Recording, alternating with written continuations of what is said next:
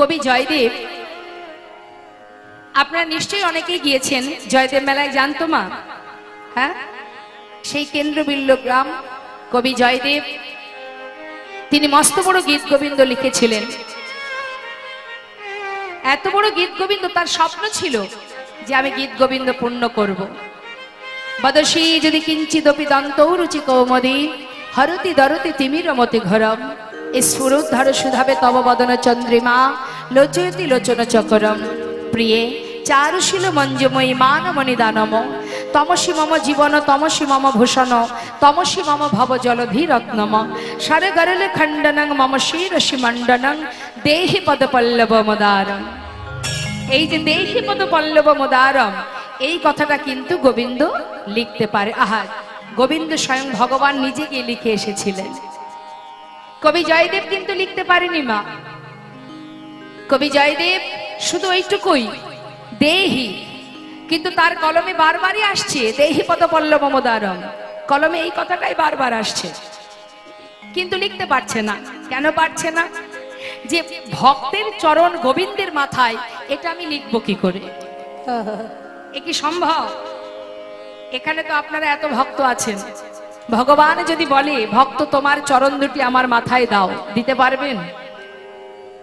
আর কবি জয়দেব তিনিও পারছেন না। কি করে সম্ভব? যিনি বিশ্ব ব্রহ্মাণ্ডের মালিক, তার মাথার উপরে একটা রমণীর চরণ আমি লিখবো কি করে? বৈষ্ণব সমাজ কি আমাকে মেনে নেবে? বৈষ্ণব সমাজ কি আমাকে মান্যতা দেবে? না না, এটা অপরাধ হবে, মহা অপরাধ হবে। চিন্তায় মগ্ন কবি জয়দেব, এত বড় গীত গোবিন্দ লিখলাম, অবশেষে শ্লোকটা লিখতে পারছি না আমি, কি হবে আমার? মনে বড় দুঃখ মাতার। হঠাৎ তার স্ত্রী পদ্মাবতী বলছে, স্বামী তুমি এত ভাবছো কেন? এত বড় গীত গোবিন্দ লিখেছো, যার কৃপায় আমার বিশ্বাস অবশেষে এই অসম্পূর্ণ নিশ্চয়ই পূর্ণ হবে। তুমি ভেবো না তো অত, যাও, সারাদিন ধরে গীত গোবিন্দ লিখছো, আগে যাও স্নান করে এসো, একটু প্রসাদ পাও, তারপরে ঠান্ডা মাথায় লিখো, নিশ্চয়ই তোমার বাঞ্ছা পূর্ণ হবে। এই কথা শুনে কবি জয়দেব হাতে তৈল নিয়ে মস্তকে দিয়ে এক পা দুপা করে অজয় নদীতে যাচ্ছে স্নান করতে। যখন যাচ্ছে বাবা, তখন কবি জয়দেব মনে মনে বলছে, হে গোবিন্দ, হে করুণাময়, শুনেছি তুমি নাকি ভক্তির ভগবান। এত বড় গীত গোবিন্দ আমি লিখলাম, অবশেষে শেষ শ্লোকটা আমি কেন লিখতে পারছি না? তুমি একবার আমায় কৃপা করো। ভাবতে ভাবতে যাচ্ছে, ভক্তের বোঝা তো ভগবানই বয় মা। কি করলেন ভগবান? কবি জয়দেবের রূপ ধারণ করে এক পা দুপা করে জয়দেবের বেশে ভগবান পদ্মাবতীর ঘরের কাছে এসে ডাকছে, পদ্মা, পদ্মা। কে? আমি গো, তোমার স্বামী, দরজা খোলো। কে? কি তুমি স্নান করনি? না। কি করে স্নান করব? পথে যেতে যেতে বাকি শ্লোকটা মনে পড়ে গেল, ভাবলাম স্নান করে আসতে আসতে যদি ভুলে যায়, তাই আর যাওয়া হলো না। শোনো পদ্মা, ঘরে যদি জল থাকে আমাকে একটু স্নান করিয়ে দাও। তাই হবে স্বামী, তুমি ভিতরে এসো। ভিতরে গিয়ে যেই না পদ্মাবতী স্নান করালেন অজয় নদীর জল দিয়ে। কাকে স্নান করালেন মা? ভগবানকে। কিভাবে স্নান করালেন? স্বামী রূপে। স্নান করবার পর ভগবান বসে আছেন স্বামী রূপে, আর পদ্মাবতী পাত্রে করে ভোগ সাজিয়ে যাচ্ছে ভগবানকে নিবেদন করতে। এমন সময় কবি জয়দেব রূপে ভগবান ডাকছে, পদ্মা, কোথায় যাচ্ছ? কেন স্বামী? মন্দিরে? না না, আমার সময় নেই। তুমি এক কাজ করো, তুমি আগে আমাকে খেতে দাও, তারপরে তুমি ঠাকুর ঘরে যেও। আমার প্রচন্ড খিদে পেয়েছে, আর তুমি তো জানো আমার শ্লোকটা পূর্ণ করতে হবে, তুমি তাড়াতাড়ি আগে আমাকে খেতে দাও।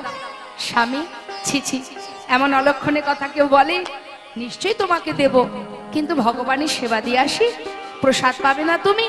পদ্মা, আমি বললাম না, আমার ওই শ্লোকটা যদি ভুলে যায়, এতদিনের সাধনা আমার সব ব্যর্থ হয়ে যাবে। কেন তুমি আমার কথা বুঝতে পারছো না? বললাম তো তুমি আগে আমাকে খেতে দাও। স্বামী, ছি ছি ছি, এখনো ভগবানের সেবা হলো না, এখনই তুমি কেন এমন করছো? কোনোদিন তো এমন কথা বলো না।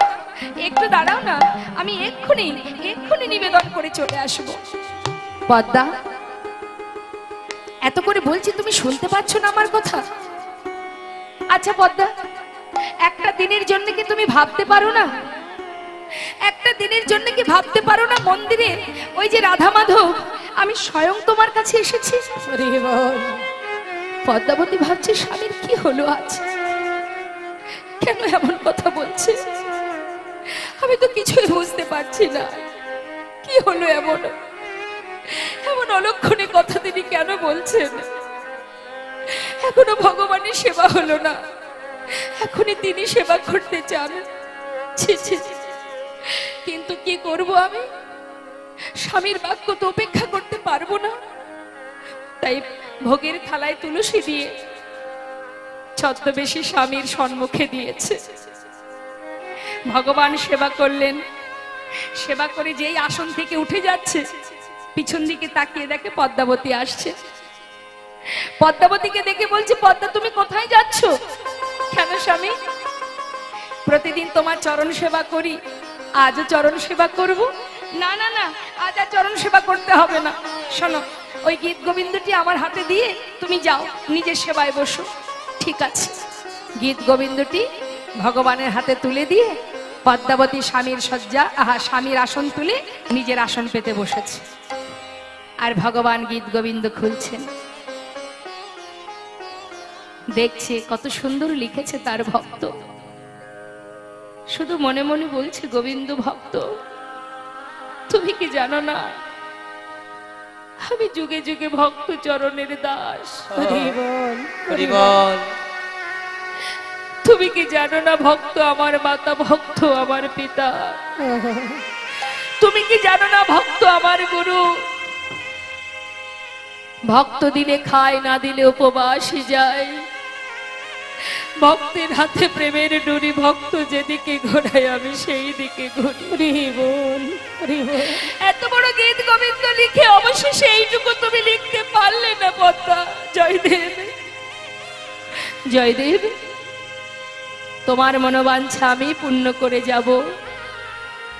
আজ আমি নিজে হাতেই লিখে যাব। ভগবান স্বর্ণাক্ষরে লিখে অন্তর্ধান হয়ে গেলেন। এদিকে প্রকৃত জয়দেব যিনি, তিনি ফিরে এসেছেন। পদ্মা, কে? আমি গো, তোমার হতভাগ্য স্বামী। দরজা খোলো, স্নান করে এলাম। কে? আমার স্বামী? না না না না, তুমি আমার কেউ নও, তুমি চলে যাও, আমি তোমায় চিনি না। পদ্মা, ছি ছি ছি ছি, আমি গো, আমি তোমার স্বামী বলছি, দরজা খোলো। না না, দরজা খুলবো না, তুমি আমার স্বামী হতে পারো না, তুমি ফিরে যাও। কি হলো পদ্মা, দরজা খুলছে না কেন? কেন এমন কথা বলছে? কবি জয়দেব মুষ্টাক হাতে যেই না দরজাটা খুলেছে, খুলে দেখছে পদ্মাবতী সেবায় বসেছে। তাই তো বলি, তাই তো বলি, আমি কেন গীত গোবিন্দ পূর্ণ করতে পারছি না? ছি পদ্মা, ছি। এখনো মন্দিরে ভোগ নিবেদন হয়নি, এখনো আমি তোমার স্বামী প্রসাদ পাইনি, তার আগে তুমি সেবায় বসেছ। নিশ্চয়ই তাহলে তুমি এইভাবে প্রতিদিন সেবা করো, যার কারণে ভগবান রুষ্ট হয়েছে আমার প্রতি। এই কারণে আমি গীত গোবিন্দ পূর্ণ করতে পারছি না পদ্মা। ছি পদ্মা, তুমি কি করলে? স্বামী, আমাকে এমন কটু কথা বলো না। আমি কোনো অন্যায় করিনি। করনি? তুমি সেবা করছো আবার বলছো অন্যায় করনি? হ্যাঁ স্বামী, তোমাকে সেবা না দিয়ে যেমন কোনোদিন আমি প্রসাদ পাই না, আজও পাচ্ছি না। কি বললে তুমি? আমি সেবা করেছি? হ্যাঁ, একটু আগেই তো তুমি ফিরে এলে, আমার হাতে স্নান করলে, আমি মন্দিরে ভোগ নিবেদন করতে গেলাম, তুমি বাধা দিলে আমায়। নিজে সেবা করলে সেটা, আমি তোমায় চরণ সেবা করতে যাচ্ছিলাম, তুমি বললে যেতে হবে না পদ্মা, তুমি সেবায় বসো। তাই আমি সেবায় বসেছি। তোমার হাতে গীত গোবিন্দ তুলে দিলাম, তুমি সেই গীত গোবিন্দের শ্লোক পূর্ণ করেছো পদ্মা। আমি গীত গোবিন্দ লিখেছি। একটু দাঁড়াও, আমি একটু দেখে আসি। ছুটতে ছুটতে মন্দিরের ভিতরে প্রবেশ করে গীত গোবিন্দটি হাতে নিয়ে দেখছে স্বর্ণ অক্ষরে লেখা আছে, দেহি পদ পল্লব মুদারা, দেহি পদ পল্লব মুদারা, দেহি পদ পল্লব মুদারা, দেহি পদ পল্লব মুদারা।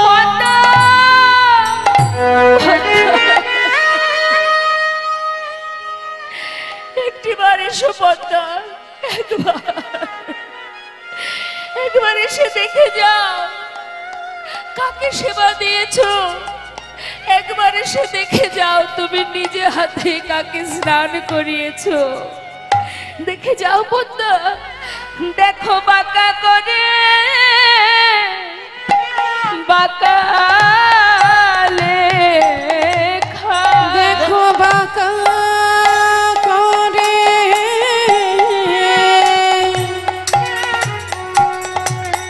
বাঁকা লেখা, প্রাণী গোবিন্দ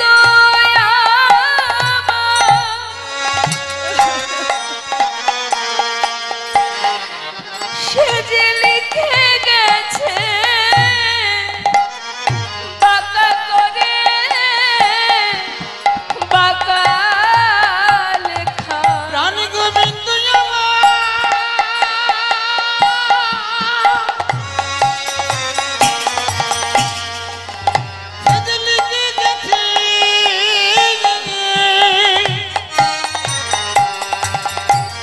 বাঁকা করে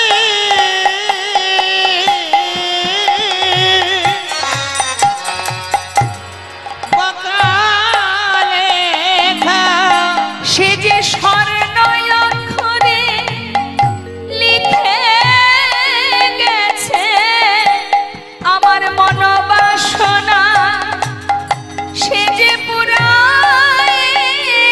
দেখো স্বর্ণ অক্ষরে লিখে গেছে আমার মনোবাসনা পুরাইছে। এই যে স্বর্ণ অক্ষরে লিখে গেছে আমার মনোবাসনা পুরাইছে। লিখে গেছে আমার মনোবাসনা অক্ষরে লিখে গেছে আমার মনোবাসনা অক্ষরে লিখে গেছে মনোবাসনা পুরাইছে। অক্ষরে লিখে গেছে আমার মনোবাসনা পুরাইছে। দেখো বাঁকা করে বাঁকা লেখা। ডাকার মতো যদি ডাকা যায় মা, আপনার ডাকে ভগবান আপনার সম্মুখে এসে দাঁড়াবে।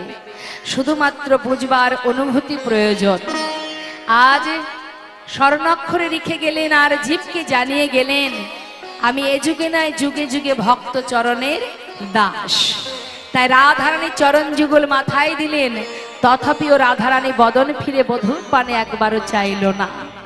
গোবিন্দ দেখলেন রাধার চরণে ঠাঁই হলো না, প্রাণ আমি আর রাখবো না। যেই না কুঞ্জ থেকে বেরিয়ে যাবে এমন সময় ধরে ফেলল কারা? সখীরা।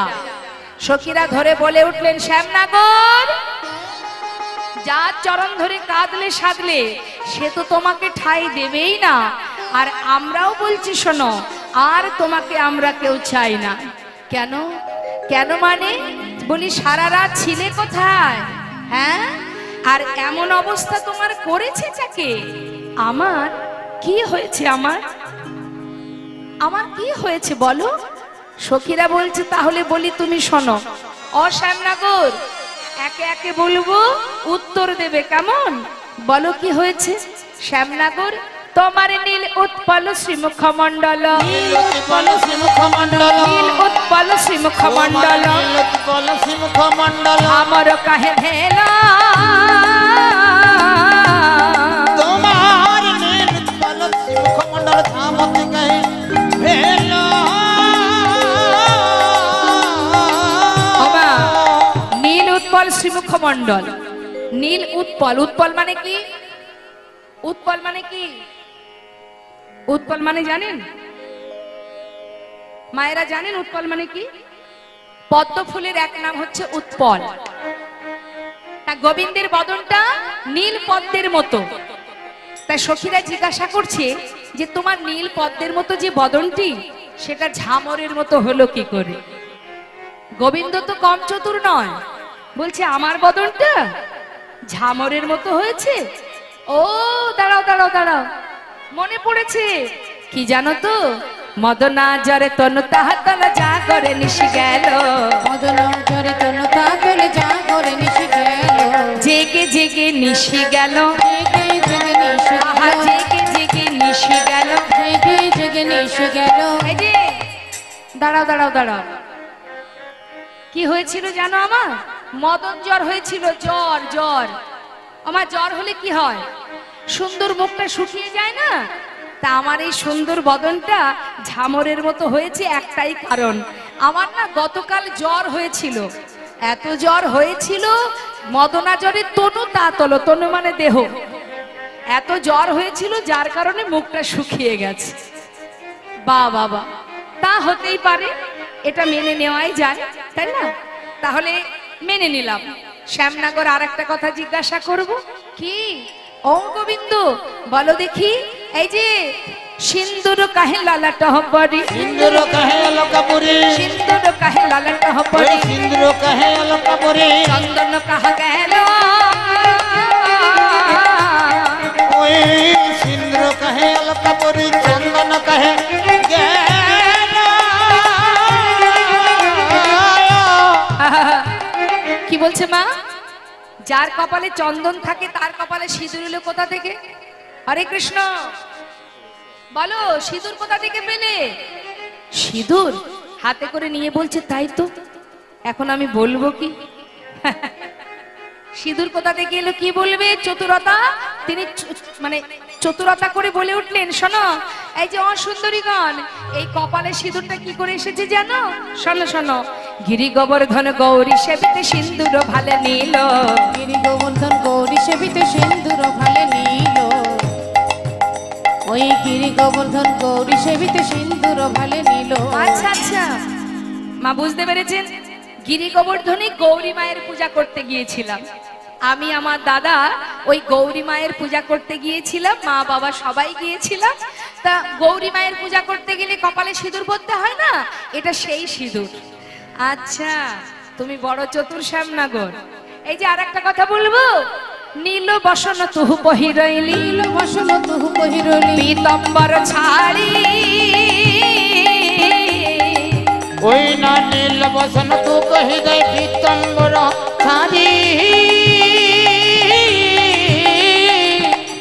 এই যে পীতম্বর বসন পরিত্যাগ করে নীল বসন করেছো, কি ব্যাপার? নীল শাড়ি কোথা থেকে পেলে? আমার পরনে নীল শাড়ি এতক্ষণ দেখেনি মা। যেই না নীল শাড়ি দেখেছে চিন্তা করছে কোনো না কথা তো একটা বলতেই হবে। এখন ঘুরিয়ে পেঁচিয়ে বলছে, শোনো আমার এই নীল শাড়িটা কি করে এলো জানো? শোনো শোনো, ওই অগ্রজ সহে পরিবর্তিত নন্দালয়ে ভেরি, অগ্রসয়ে পরিবর্তিত নন্দালয় হেরি, অগ্রসয়ে পরিবর্তিত নন্দালয় হেরি। দাদা আর আমি দুইজনে এক ঘরে ঘুমিয়েছিলাম। এই রাধার কুঞ্জে আসতে হবে বলে তাড়াতাড়ি করে কাপড় পরতে গিয়ে এই দাদার শাড়িটা ভুল করে পরে বসেছি। আচ্ছা বুঝেছি বুঝেছি। তা তুমি যখন শাড়িটা পরেছিলে তুমি কি দেখে পড়তে পারোনি? ঘরে কি আলো ছিল না? বলছে আলো ছিল, জ্ঞান ছিল না। জ্ঞান ছিল না, জ্ঞান ছিল না। জ্ঞান জ্ঞান ছিল না, আলো ছিল বটে জ্ঞান ছিল না। আলো ছিল বটে জ্ঞান ছিল না। কেন কেন তুমি কি অজ্ঞান হয়ে গিয়েছিলে? না না, রাধার প্রেমে পাগল হয়ে আলো ছিল বটে জ্ঞান ছিল না। রাধা ভাবে বিভোর হয়ে আলো ছিল বটে জ্ঞান ছিল না। রাধা ভাবে বিভোর ছিলাম, আলো ছিল বটে জ্ঞান ছিল আমি না। রাধার ভাবে বিভোর ছিলাম, আলো ছিল বটে জ্ঞান ছিল না। আহা, কি প্রেম কি প্রেম! রাধার প্রেমে পাগল হয়ে ভুল করে দাদার শাড়িটা পরে এসেছো, কিন্তু শ্যামনগর শাড়িটা দেখে কি মনে হচ্ছে জানো?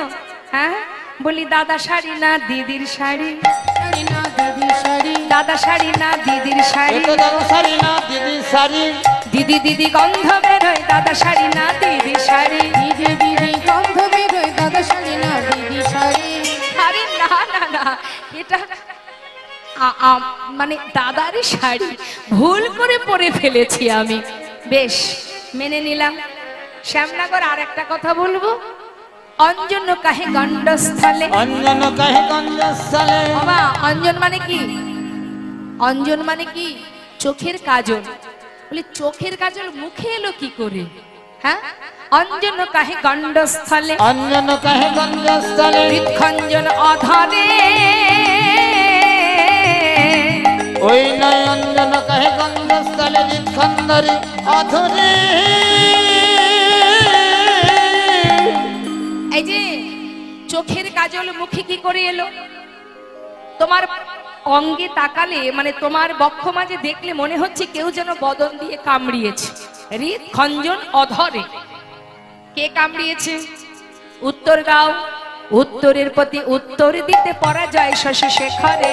উত্তরের প্রতি উত্তর দিতে পরাজয় শশী শেখরে। নাগর আমার হার মেনেছে, নাগর আমার হার আহা মেনেছে, নাগর আমার হার মেনেছে। নাগর আমার হার মেনেছে। উত্তরের প্রতি উত্তর দিতে নাগর আমার হার মেনেছে। উত্তরের প্রতি উত্তর দিতে নাগর আমার হার মেনেছে। উত্তরের প্রতি উত্তর দিতে নাগর আমার হার মেনেছে। ওই নাগর আমার হার মেনেছে। উত্তরের প্রতি উত্তর ওই দিতে নয় নাগর আমার হার মেনেছে। নাগর আমার হার ওই নয় মেনেছে। উত্তর প্রতি উত্তর দিতে পরাজয় শশী শিখরে। উত্তরের প্রতি উত্তর দিতে পরাজয় শশী শেখরে। চলে যাও, রাধার চরণেও ঠাঁই হবে না, আমরাও তোমাকে আর জায়গা দেব না। গোবিন্দ দেখছেন সখীদের কাছেও স্থান পেলাম না, আবার রাধার কাছেও ঠাঁই পেলাম না, তাহলে এ প্রাণ আর রাখবো কি করতে? তাই গোবিন্দ এবার কুঞ্জ ছেড়ে চলে যাচ্ছে রাধা কুণ্ডে, প্রাণ ত্যাগ করবে। কিন্তু রাধা কুণ্ডে জলও ভয় পেয়ে শুকিয়ে গেল মা। যখনই গোবিন্দকে আসতে দেখেছে মনে মনে ভাবছে যে এখন যদি আমি এখান থেকে শুকিয়ে না যাই তাহলে গোবিন্দ জলে ঝাঁপ দেবে, প্রাণ ত্যাগ করবে। আর যেই প্রাণ ত্যাগ করবে, রাধারানীর যদি কখনো কোনো সময় চৈতন্য চেতনা জাগে, এসে যদি বলে রাধা কুণ্ড তুই আমার বধূর প্রাণটা কেন হরণ করে নিলি, ভয় পেয়ে রাধা কুণ্ডের জল শুকিয়ে গেল। গোবিন্দ দেখলেন রাধা কুণ্ডেও আমার ঠাঁই হলো না। এবার রাধারানীর শোকে গোবিন্দ আমার যমুনা পুলিনে নিপহিমূলে লুটাওত বনয়ারি চন্দ্রশেখর ধুলি ধূসর কহত প্যারি কহত প্যারি প্যারি। রাধারানীর নাম স্মরণ করছে আর যমুনা পুলিনে ধুলার উপরে বালির উপরে রাধা নাম গেথে মানে অঙ্কন করে সে রাধা রাধা বলে কাঁদছে। আর এদিকে রাধারানী সেই যে মাথাটা নিচু করে আছে, আর একদিকে গোবিন্দ রাধা রাধা বলে কাঁদছে। গাছের ডালে দুই পাখি ঝগড়া বাঁধিয়ে দিয়েছে। সুখ সারি দুই পাখি গন্ডগোল করছে। কেন? দুজনের মধ্যে ঝগড়া হচ্ছে। সারি হলো রাধার আর সুখ হলো গোবিন্দের, দুজনেরই পোষা পাখি। এখন দুই পাখি ঝগড়া করছে। সুখ বলছে এই সারি তুই তো রাধার পোষা পাখি, কিন্তু তোদের রাধা মানে তোরাই নারী জাতি, এত নিষ্ঠুর তোদের মন, এত কঠিন যে জগতেরও নাথ প্রাণবল্লভ যে চরণ ধরে কাঁদলো সাধলো, আরে বাবা তাকে একটি চরণে ঠাঁই দিল না। যখনই দুজনের মধ্যে দ্বন্দ্ব চলছে মা, এমন সময় সেই দ্বন্দ্ব শুনতে পেল কে? রাধারানী। নিতাই গৌর হরিবোল হরিবোল। সুখ মুখে শুনি ধ্বনি ওইছে নবচন, সুখ মুখে শুনি ধ্বনি ওইছে নবচন। ওই না সুখ মুখে, ওই সুখ মুখে শুনি ধ্বনি ওইছে নবচন। আপনার চরণ পথে করে নিরীক্ষণ, আপনার চরণ পদে করে নিরীক্ষণ, আপনার চরণ পদে করে নিরীক্ষণ। আখির কলহ শুনে রাধারানী বুঝতে পেরেছেন যে গোবিন্দ আর চরণ পাশে নেই। আর যেই না এই কলহ শুনেছে, রাধারানী দেখছে নিজের চরণের পানে তাকিয়ে যে আমার বধূ কোথায়।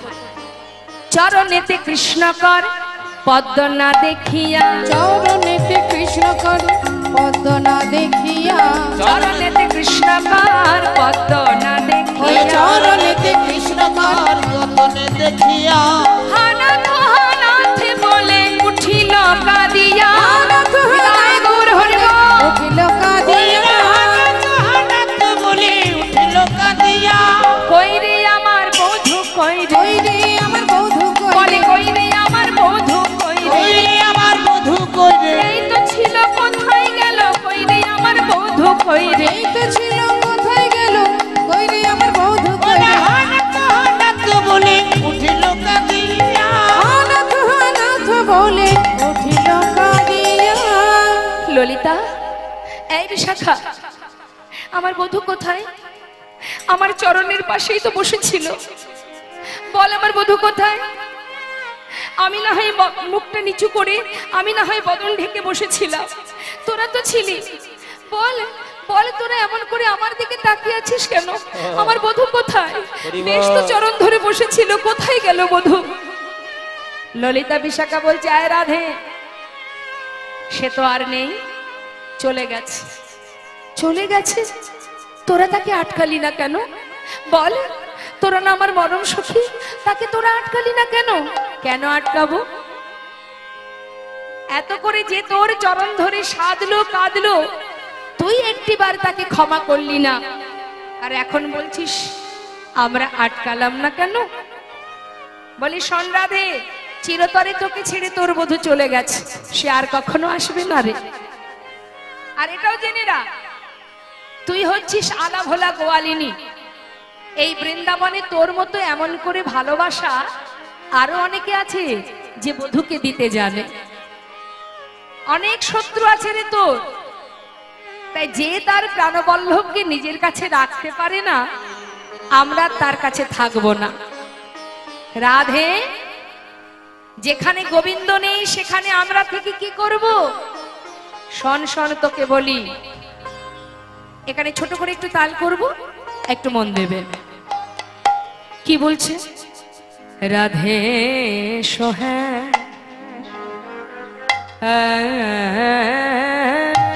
ন সোহে ন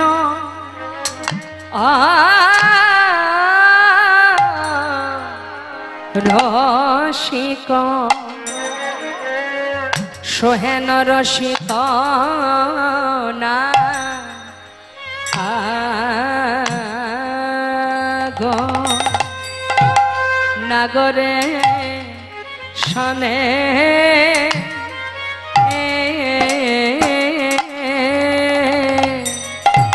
ও গো রাধে কে নো বা করিলি, কেন বা করিলি কলা রাধে? কলহ করা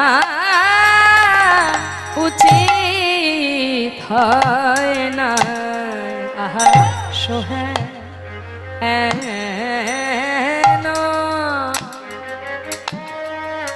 সোহেন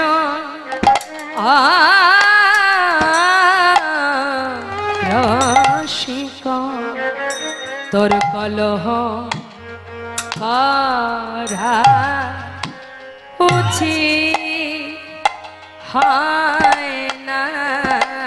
তোর কলহ করা উচিত নয় রাই, কলহ করা উচিত হয় না।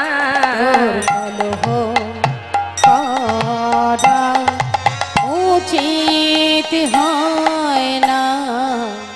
সে যে রস বৈষ কলা গুণ, তোর কলহ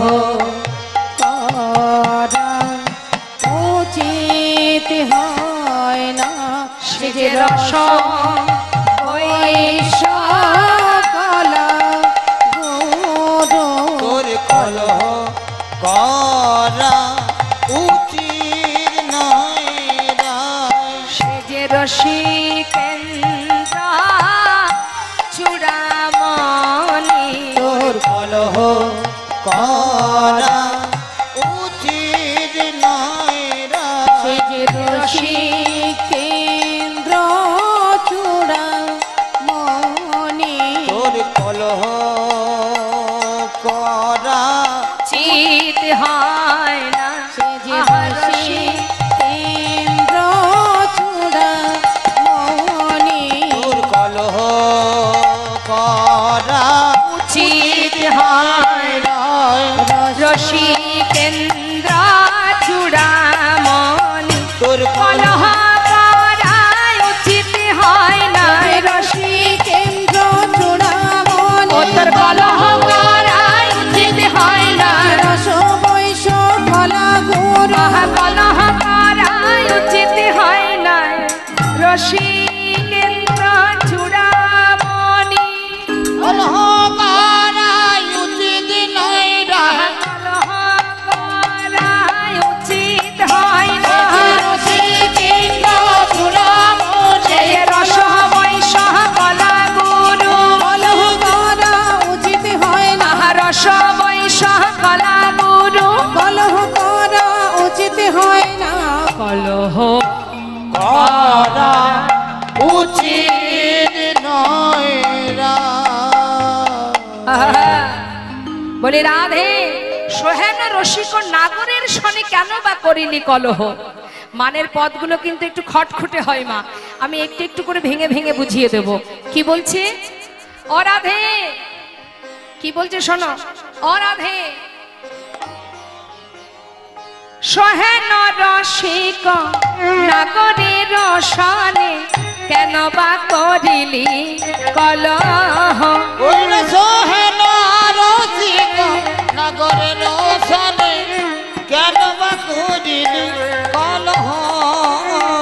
আগে না বুঝিলি কলালি কান্দালি আগে না বুঝিলি কান্দালি কাঁদিলি আগে না বুঝিলি কান্দিলি কান্দালি আগে না বুঝিলি কাঁদিলি কাঁদালি অব মুঝে কাহে বলা অব মুঝে কাহে বলা ওই আগে না বুঝিলি কাঁদিলি কাঁদালি अब मुझे काहे बोलो अब मुझे काहे बोलो নিজেও কাঁদলি তাকেও কাঁদালি ওতে নিজেও কাঁদলি তাকেও কাঁদালি। তুই নিজেও কাঁদলি আবার তাকেও কাঁদালি নিজেও কাঁদিলি তাকেও কাঁদালি বলে বলে রাধে এ কি করিলি নিজেও কাঁদিলি তাকেও কাঁদালি বল বলে রাধে কি করিলি নিজেও কাঁদিলি তাকেও ওই কাঁদালি अब मुझे कहे बोलो अब मुझे कहे बोलो। ও রাধে এখন নিজেও কাঁদছিস তাকেও কাঁদাচ্ছিস, কি করলি বল? হ্যাঁ, একটু বুঝে শুনে যদি কাজ করতিস তাহলে তো আজ তোকে কাঁদতে হতো না। বল রাধে, এবার বলি শোন, তোর কাছে জানাই আমাদের মনের কথা। রাধে তুই হচ্ছিস একজনার ঘরের ঘরণী, তোর আবার অনেক শত্রু আছে, এইভাবে কি কখনো ভালোবাসা ধরে রাখা যায়? শোন, তুই কুলের ঝেওয়ারি তাহাতে বইয়ারি ইথে কি পিরিতিরা ওই কুলে রোজিয়ারি তাহাতে বইয়ারি ইথে কি পিরিতি ওমা, বইয়ারি মানে শত্রু। তা রাধারানীর শত্রু কে আছে বৃন্দাবনে?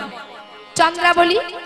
বলছে একে তুই কুলির ঝেয়ারি, তাতে আবার তোর বইয়ারি মানে তোর শত্রু আছে, এইভাবে কি আর পীড়িত থাকে, ভালোবাসা থাকে? হ্যাঁ, ছি ছি রাধে। তাই বলি শোন, উঠে আই বিশাখা রায় থাকুক একা, আই বিশাখা রায় থাকুক একা, আই বিশাখা রায় থাকুক একা, ওর পাশে থাকাই উচিত নয়, পাশে থাকাই উচিত নয়। উঠে আই বিশাখা রায় থাকুক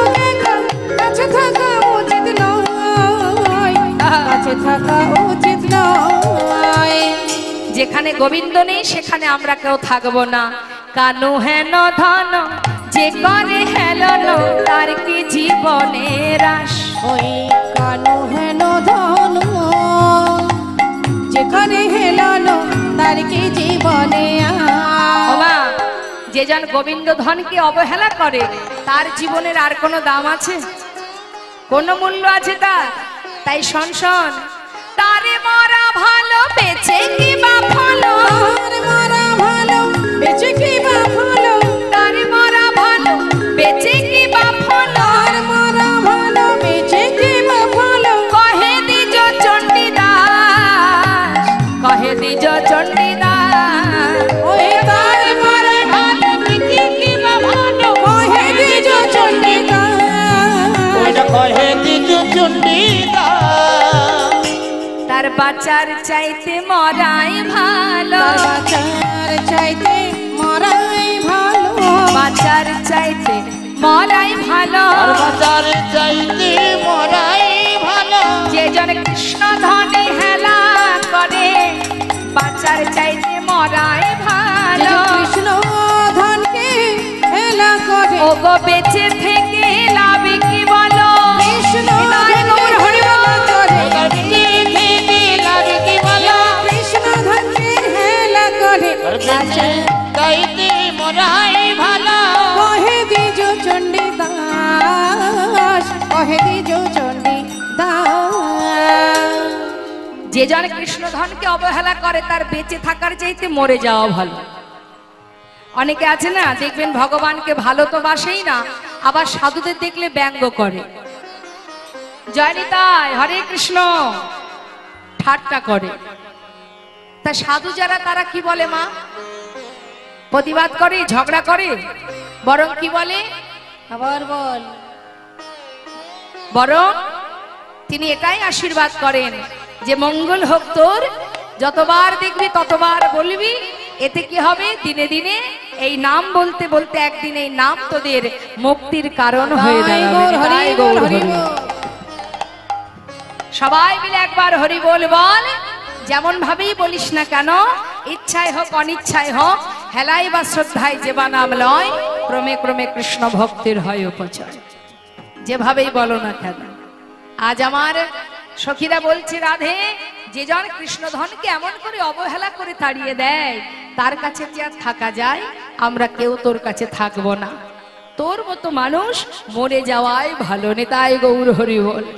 এমন কথা যখনই বলছে, রাধারানী আর থাকতে পারছে না মা, ছুটে গিয়ে ললিতা বিশাখার হাতটা ধরে বলছে, সখীরে, তোরা এমন কথা বলিস না। দেখ, আমি বুঝতে পারিনি যে আমার বধূ আমার উপরে অভিমান করে চলে যাবে।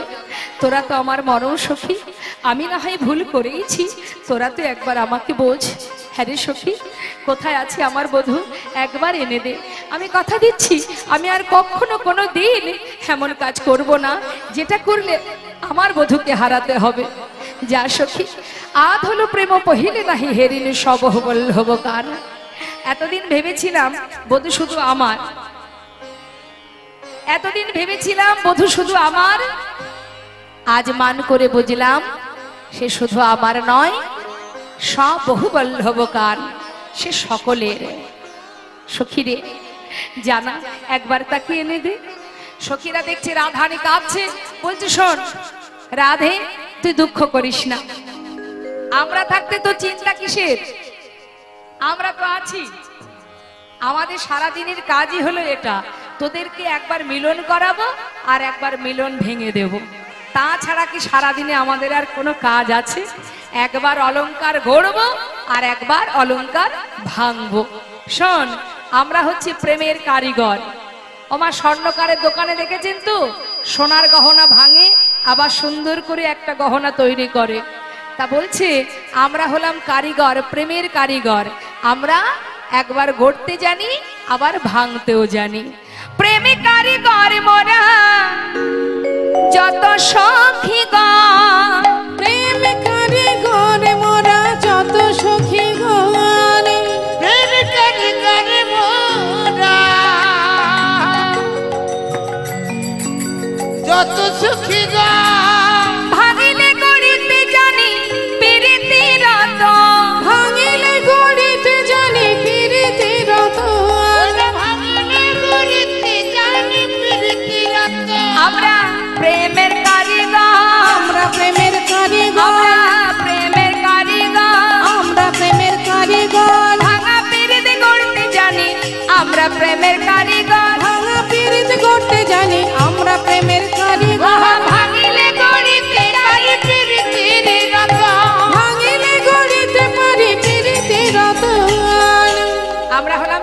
কারিগর, ভাঙি গড়ি নিরন্তর আমরা প্রেমের কারিগর।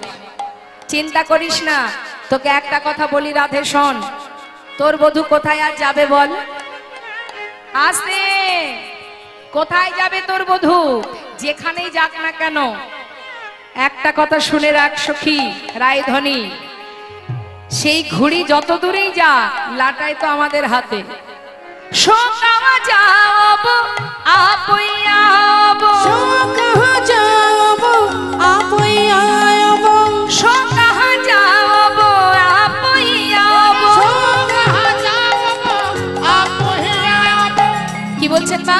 সোকাহা যাব আপই আব, লুটাইব তব চরণে।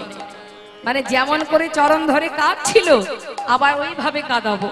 তুই শুধু চিন্তা করিস না, আমাদের প্রতি ভরসা রাখ। শোন শোন, ঘুড়ি যত দূরেই যাক না কেন, ঘুড়ি যত দূরেই যাক, লাটাই আমাদের হাতে। বাঁশি যেখানেই বাজাক না কেন, কি বাজবে? বাঁশি যেখানেই যাক, রাধা ছাড়া সে আন জানে না, রাধা ছাড়া সে আন জানে না। রাধা বলে বাজবে, আর রাধা বলে যখন বাঁশি বাজবে, ওই রাধা নামের সাধাবাসী সে রাধা রাধা রাধা বলে বাজবে যেখানেই যাক না কেন। তাই রাধে চিন্তা করিস না। শোন, মান করেছিস ঠিক করেছিস, মান করে কেউ কাঁদে? হ্যাঁ শোন শোন, মান কয়লি তো কয়লি, কলহে কাহে কাদোষী। মান করেছিস তো করেছিস, করে আবার কাঁদছিস কেন?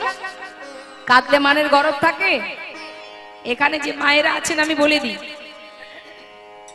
যদি কখনো মান করেন, মান টান করেন নাকি? মান অভিমান হয়? করেন? অভিমান করেন? ওমা মান অভিমান করেন নাকি? করেন না?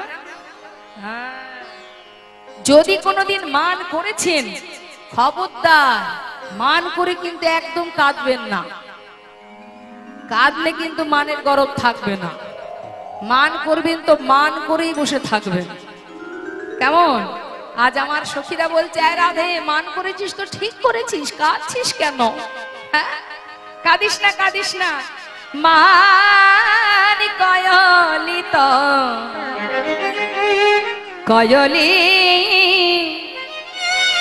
মান করলি তো করলি, কলহে কাহে কাদোষী, কলহে কাহে কাদোষী, কাঁদে কিরা কাঁদে কিরা, ওরে কাঁদে কিরা, কাঁদে কিরা, মানে করে কেউ কাঁদে কিরা, ওই মানে করে কেউ কাঁদে কিরা, মানে যে নারী সর্বস্ব ধন, মানে করে কেউ কাঁদে কিরা, মানে যে নারী সর্বসাধারণ, মানে করে কাঁদে কিরা। মান হচ্ছে নারী জাতির সর্বস্ব ধন। নারী জাতি কথায় কথায় মান করে। মান করবি তো মানই করে থাকবি। কেমন? শোন রাধে, আমি তোকে একটা কথা বলি, তোর বধূ হচ্ছে কৃষ্ণ ঘুড়ি, আর তুই হলি বৃষভানু সুতা। এই যে কৃষ্ণ ঘুড়ি, তুই সুতা, আর মান হচ্ছে পবন। মান পবনে ওই ঘুড়িটা উড়ে গেছে, কিন্তু যেখানেই যা লাটায় হাতে আছে, একবার যদি টান দেব তা ঘুড়ি আবার নিচে চলে আসবে। কে করবে বল না সখী? কে করবে এমন কাজ? আমার বধূকে কে এনে দেবে? আচ্ছা, তোর বধূকে আনতে গেলে আমাদের দ্বারা হবে না, তাকে যদি নিয়ে আসতে হয় তাহলে তোর বধূ যেমন চতুর, এই চতুর বধূকে আনতে গেলে চাতুরালী সখীর দরকার। তো চাতুরালী সখী কে আছে না? সে হচ্ছে বৃন্দা সখী। যা, বৃন্দা সখীকে পাঠিয়ে দেব, বৃন্দা সখী তোর বধূকে নিয়ে আসবে। এখন বৃন্দা সখীকে যাবার সময় রাধারানী বলছে, সখী যাবি যা, আমার বধূকে নিয়ে আসবি। শোন, দেখিস মান থাকে যেন প্রাণও বাঁচে। কেমন? যাবি আমার বধূর কাছে, আর আমার বধূকে ছলে বলে নিয়ে আসবি, কিন্তু এই যে আমি মান করে বসে আছি, এটা যেন বধূ জানতে না পারে যে আমি তোকে পাঠিয়েছি। যাবি কিন্তু নিজের ভাবটা, নিজের কিন্তু মানটা বজায় রাখবি, বজায় রেখে তার কাছে যাবি। আগে যেচে সেদে কিছু বলবি না। যদি দেখিস তোকে ডেকে কিছু বলছে, তখন তুই তাকে ডেকে নিয়ে একটু একটু করে তোর কথা জানাবি। আর শোন, এই দেখ, দেরি করবি না, আমি কিন্তু আশাপথে নয়ন দিয়ে বসে থাকবো। যেই না বলেছে, এবার বৃন্দা সখী রাধারানী কথা মতো যেই না যাত্রা করেছে বাবা, যাত্রা করার সময় রাধারানীকে বলছে, রাধে তাহলে তো চরণ ধুলি দে, এত বড় কঠিন কাজ, গোবিন্দ দর্শনে যাব, গোবিন্দ কেমন আছে সে খবর আনবো, এ তো যেমন তেমন ব্যাপার নয়। তা এই কঠিন কাজ গোবিন্দের কাছে যাওয়া, পথে যদি অনেক বাধা আসে, বাধাকে অতিক্রম করব কি করে? তাই দে চরণ ধুলি দে, তোর চরণ ধুলি মেখে তবে যাত্রা করি। দে দে চরণ ধুলি, ধুলি দে রে যাত্রা করি। দে দে চরণ ধুলি, ও ধুলি লই ও যাত্রা করি। দে দে চরণ ধুলি, ও ধুলি লই ও যাত্রা করি। দে দে চরণ ধুলি দে রে, ও ধুলি লই ও যাত্রা করি। দে দে চরণ ধুলি দে রে, ধুলি লই যাত্রা করি। দে দে চরণ ধুলি দে রে, ধুলি লই ও যাত্রা করি। দে দে চরণ ধুলি, দে চরণ ধুলি দে, ধুলি লয়ে যাত্রা করব, কিছু সঙ্গে নেব আর কিছু অঙ্গে মাগবো। এবার যাত্রা করলেন, রাধারানী কথা মতো যাচ্ছে বৃন্দা সখী। চারিদিকে খুঁজতে খুঁজতে যাচ্ছে, মা কোথায় আছে গোবিন্দ। মহাজন পদাবলিতে বললেন, দেখো দেখো জিতি কুঞ্জর গতি মন্থর, গীতি কুঞ্জর গতি মন্থর, গীতি কুঞ্জর গতি মন্থর, চলত সবর নারী। গীতি কুঞ্জর গতি মন্থর, গমন করত নারী। যা বট তট বংশী বট বনহি বনহি হে রে, যা বট তট বংশী বট বনহি বনহি হে। ওই না যা বট তট বংশী বট বনহি বনহি। মদনা কুণ্ড শ্যাম কুণ্ড, ওই মদন কুণ্ড শ্যাম কুণ্ড, মদন কুণ্ড শ্যাম কুণ্ড, ওই না রাধা কুণ্ড দ্বাদশ গণ হেরত সবন শৈল হকি নারে, ওই না দ্বাদশ বন হেরত সবন হইল হুকি নারে। দ্বাদশ গণ হেরত সবন শৈল হকি নারে। দ্বাদশ ঘন হেরত সঘন শৈল হকি নারে। সব জায়গায় খুঁজছে মা, মদনা কুণ্ড শ্যাম কুণ্ড রাধা কুণ্ড, সব জায়গায় ঘুরে ঘুরে দেখছে। দ্বাদশ গণ হেরত সঘন, মানে দাদার সখা আছে, কিন্তু সেখানে কানাই নেই। বৃন্দা সখী চিন্তা করছে, তাহলে গোবিন্দ কোথায়? সব জায়গায় তো ঘুরলাম, একটু যমুনার ধারে গিয়ে দেখি। এবার যমুনার ধারে যখন দেখেছে গোবিন্দ ধুলায় গড়াগড়ি দিয়ে রাধা রাধা বলে কাঁদছে, চিন্তা করছে এই তো সুযোগ। আবার রাধারানী বলে দিয়েছে, সাবধান, যেচে যেচে কথা বলবি না, তাহলে আমার মান থাকবে না। তাই বৃন্দা সখী চিন্তা করছে, গোবিন্দের কাছে তো যাওয়া যাবে না, আবার আমি যে এসেছি সেটা গোবিন্দকে জানাতে হবে। তাই নুপুরে রুনুঝুনু জোরে জোরে শব্দ করতে করতে বাহু নাড়া দিতে দিতে যাচ্ছে। আর যেই না যাচ্ছে, নুপুরে রুনুঝুনু শুনতে পেয়েছে কে? গোবিন্দ। শুনতে পাওয়া মাত্রই ধুলায় গড়াগড়ি দিচ্ছিলেন। চিন্তা করছে, সর্বনাশ, বৃন্দা সখী আসছে যে, তাই তো। তবে কি বৃন্দা আমাকে নিতে আসছে? মনে হয় রাধারানী পাঠিয়েছে আমাকে নিয়ে যাবার জন্য। তাই গোবিন্দ চিন্তা করছে, আমি যে ধুলায় গড়াগড়ি দিচ্ছি, এটা যদি বৃন্দা দেখতে পায়, রাধার মান হয়তো দ্বিগুণ হয়ে যাবে। তাড়াতাড়ি করে ধোলা টোলা ঝেড়ে এবার উঠেছে। উঠে বৃন্দাকে ডাকতে যাবে, হঠাৎ দেখছে বৃন্দা সখী গোবিন্দকে পার করে এগিয়ে চলে যাচ্ছে। গোবিন্দ ভাবছে, ভাবলাম রাধারানী বৃন্দাকে আমাকে নিয়ে যাবার জন্য পাঠিয়েছে, কিন্তু চলে যাচ্ছে কেন? তবে কি বৃন্দা আমাকে দেখতে পায়নি? পাছু পাছু যাচ্ছে। দুতি, ও দুতি, ডাকতে ডাকতে যাচ্ছে। বৃন্দাদুতিকে ডাকতে ডাকতে ডাকতে ডাকতে একেবারে বৃন্দাদুতির পিছনে। গোবিন্দ মনে বৃন্দা সখী মনে মনে ভাবছে, হে গোবিন্দ, আমি তো তোমাকেই নিতে এসেছি, কিন্তু সহজে ধরা দেব না, তুমি একবার ডেকে দেখো ডাকার কত জ্বালা। আর গোবিন্দ পাচু পাচু যাচ্ছে, দুতি ও দুতি, ডাকতে ডাকতে পিছনে এসে গোবিন্দ আমার বৃন্দাদুতির গায়ে ধাক্কা দিয়ে বলছে, ও দুতি। শ্যামনাগর, বলো বলো কেমন আছো? ভালো নেই। ভালো নেই কেন? কেন ভালো নেই কেন? সারা রাত যেখানে ছিলে সেখানেই তো থাকতে পারতে, কি হয়েছে কি? হ্যাঁ, যাক, আমার আর দাঁড়াবার সময় নেই, আমাকে যেতে হবে। দুতি, আমি বুঝতে পারছি তুমি আমাকে নিতে এসেছো, তাই না? হাই দেখো কাণ্ড, আমি তোমাকে কেন নিতে আসবো? বলি, বনে কি আমার আর কোনো কাজ নেই? ও, তুমি আমাকে নিতে আসোনি? না, তাহলে কি জন্য এসেছো? আমি ফুল তুলিতে এসেছি, ফুল তুলিতে এসেছি, ফুল তুলিতে এসেছি, আমি ফুল তুলিতে এসেছি। ফুল কি করবে? মানি রানীর পূজার লাগে ফুল তুলিতে এসেছি। ওই না মানে রানী পূজার লাগে ফুল তুলিতে এসেছি। সর্বনাশ, জগতে কত দেবদেবী আছে, মান রানী বলে কোনো দেবী আছে জানতাম না তো। জানবে আর কি করে, সবে তো মান রানীর সৃষ্টি হলো। শোনো শোনো, আমাদের রাধারানীর মানের পূজা হবে। বলো কি, রাধারানীর মান এখনো ভাঙেনি? আরে বাবা, ভাঙা তো পড়ে থাক, মান এখন দ্বিগুণ হয়ে গেছে। কি সর্বনাশ!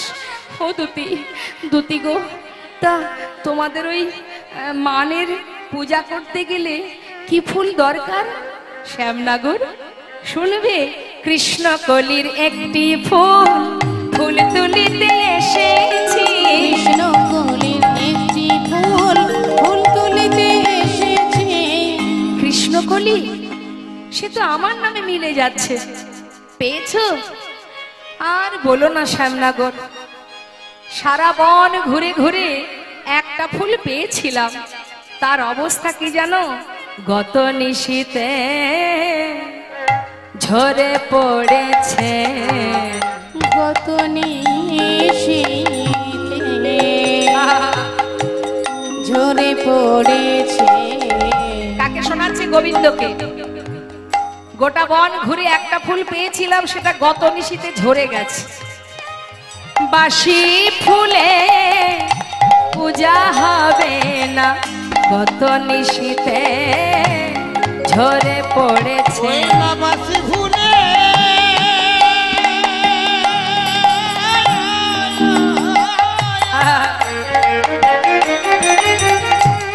ওই বাসি ফুলে পূজা হবে না, কত নিশীতে ঝরে পড়েছে। আচ্ছা, খুঁজে খুঁজে একটা ফুল পেলে, তাও সেটা বাসি ফুল? হায় হায় হায় হায়।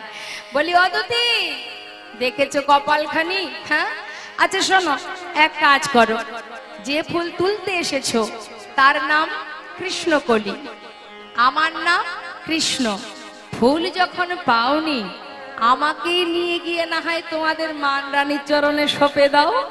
শ্যামনাগর, এ কথা তুমি বলবে আমি আগে থেকেই জানতাম, কিন্তু শ্যামনাগর, বলি শোনো, তোমায় নিতে আসি না, তোমায় নিতে আসি নাই, তোমায় নিতে আসি নাই। ওই ধুলা ঝেড়ে উঠলে কেন তোমায় নিতে আসি না। ঝোলা ঝেড়ে উঠলে কেন তোমায় নিতে আসি না। হ্যাঁ, সেটা তো বুঝলাম, বুঝতে পারছি। অদিতি, তুমি আমাকে নিতে আসোনি বুঝলাম, কিন্তু বিশ্বাস করো, আমি যে আর পারছি না দুতি। তুমি একটিবার পদ বলে দাও না, আমি কি করে রাধার চরণে পৌঁছাবো? বৃন্দাদুতি চিন্তা করছে, আর জারি জুরি করে লাভ নেই, যেতে হবে যখন নিয়েই যাই। শ্যামনাগর, তুমি যাবে? তা চলোই না, তোমাকে চন্দ্রার কুঞ্জে নিয়ে যায়। এমন করে বলো না দুতি, এমন করে বলো না, কারোর যদি পিপাসা পায় জলের বদলে আগুন এনে দিলে তৃষ্ণা মিটবে? এমন করে বলো না, আমাকে তুমি উপায় বলে দাও কেমন করে রাধার কাছে যাব। শোনো শ্যামনগর, যে মানে দেখেছিলে দ্বিপত্র কালে, এখন সেই মান বেড়ে গেছে আরো ফুলে ফলে,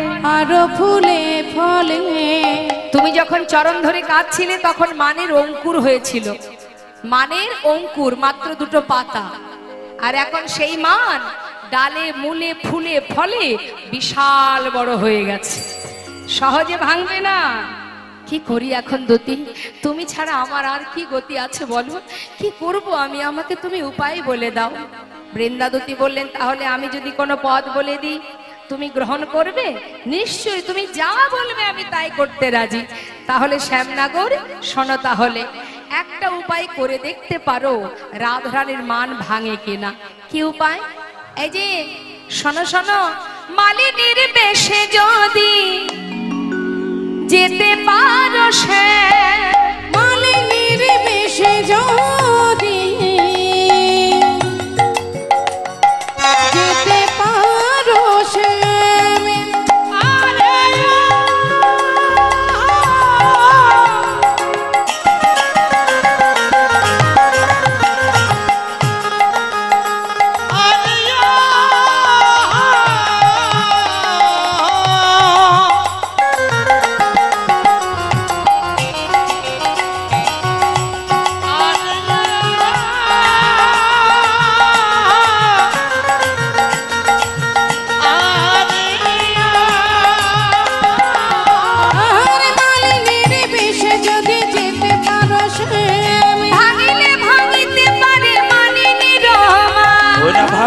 ভাঙিতে পরে মলিনীর মা, যেতে কি পারবে? তুমি যেতে কি পারবে? বলো যেতে কি পারবে? তুমি যেতে কি পারবে? মালিনীর বেশে তুমি যেতে কি পারবে? মালিনীর বেশে তুমি যেতে কি পারবে? ভাঙিলে ভাঙিতে পারে মালিনীর মা, ভাঙিলে ভাঙিতে পারে মলিনীর মা, ভাঙিলে ভাঙিতে পারে মালিনীর মান। দুতি এইটুকু, এটা কোনো ব্যাপার? আমি নিশ্চয়ই পারবো। বেশ, তাহলে আর দেরি কেন, মালিনীর বেশ পরিধান করো।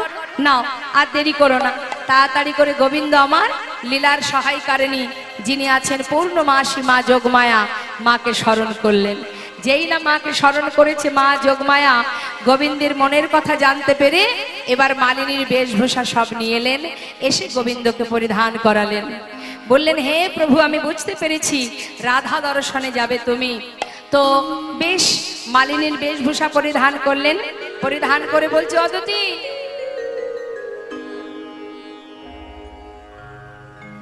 হয়েছে তো, সাজা হয়েছে? বলছে সাজা হয়েছে মানে উপযুক্ত সাজা হয়েছে,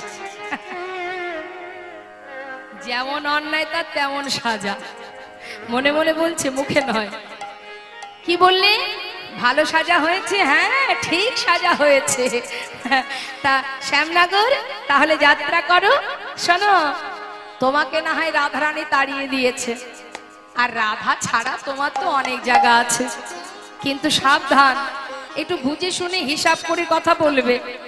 কারণ যদি জানতে পারে যে এই ঘটনাটা আমি ঘটিয়েছি, জানতে পারলে আমাকে যদি তাড়িয়ে দেয়, তোমার না হয় রাধা ছাড়া অনেক জায়গা আছে, আমার তো আর কেউ নেই। তাই সাবধান শ্যামনগর, একটু হিসাব করে বুঝে সুঝে কথা বলবে, কেমন? হ্যাঁ, যাও। শোনো, ওই ঘোমটা দিয়ে দাও, তোমার ওই বাঁকা নয়ন আর ওই জোড়া ভরু, ও যে দেখবে সেই চিনতে পারবে। তা বড় করে ঘোমটা দিয়ে মালা বিক্রি করার ছলা করে বাম পদ পাড়িয়ে যাত্রা করো, যদি তোমার মনোবাঞ্ছা পূর্ণ হয়। কেমন? সাবধান। এবার বৃন্দাদতী আগে আগে যাচ্ছে আর গোবিন্দ পাচু পাচু যাচ্ছে।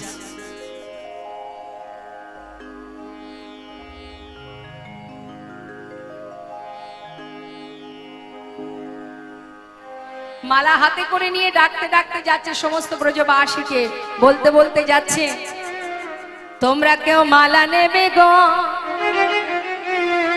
অগ ব্রজবাসিনী, তোমরা কেউ মালা নেবে গো ও গো ব্রজবাসিনী তোমরা কেউ মালা নেবে গো ও গো ব্রজবাসিনী।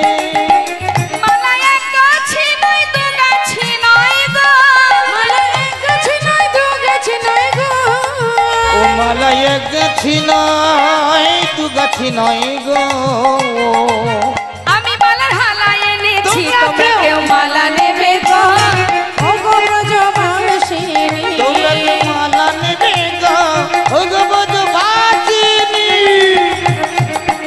ও মা, মালা বিক্রি করতে করতে যাচ্ছে তো, আর এদিকে শ্রীমতী রাধানী কুঞ্জে বৃন্দাসখী প্রবেশ করলেন।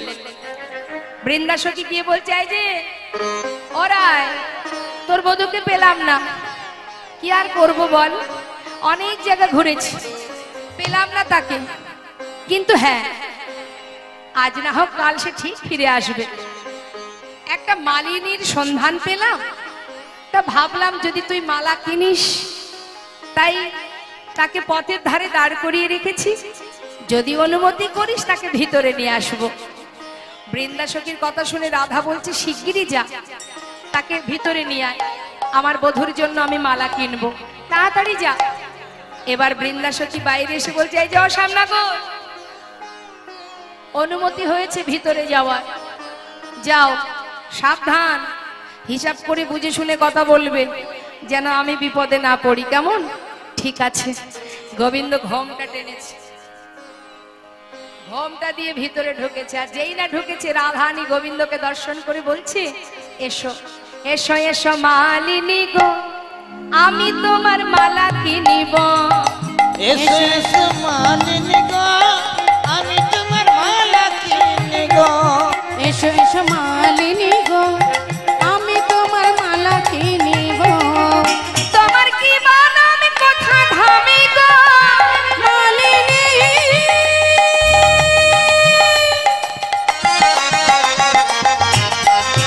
ও মালিনী ও তোমার কি বানামে কোথায় ধামে গো,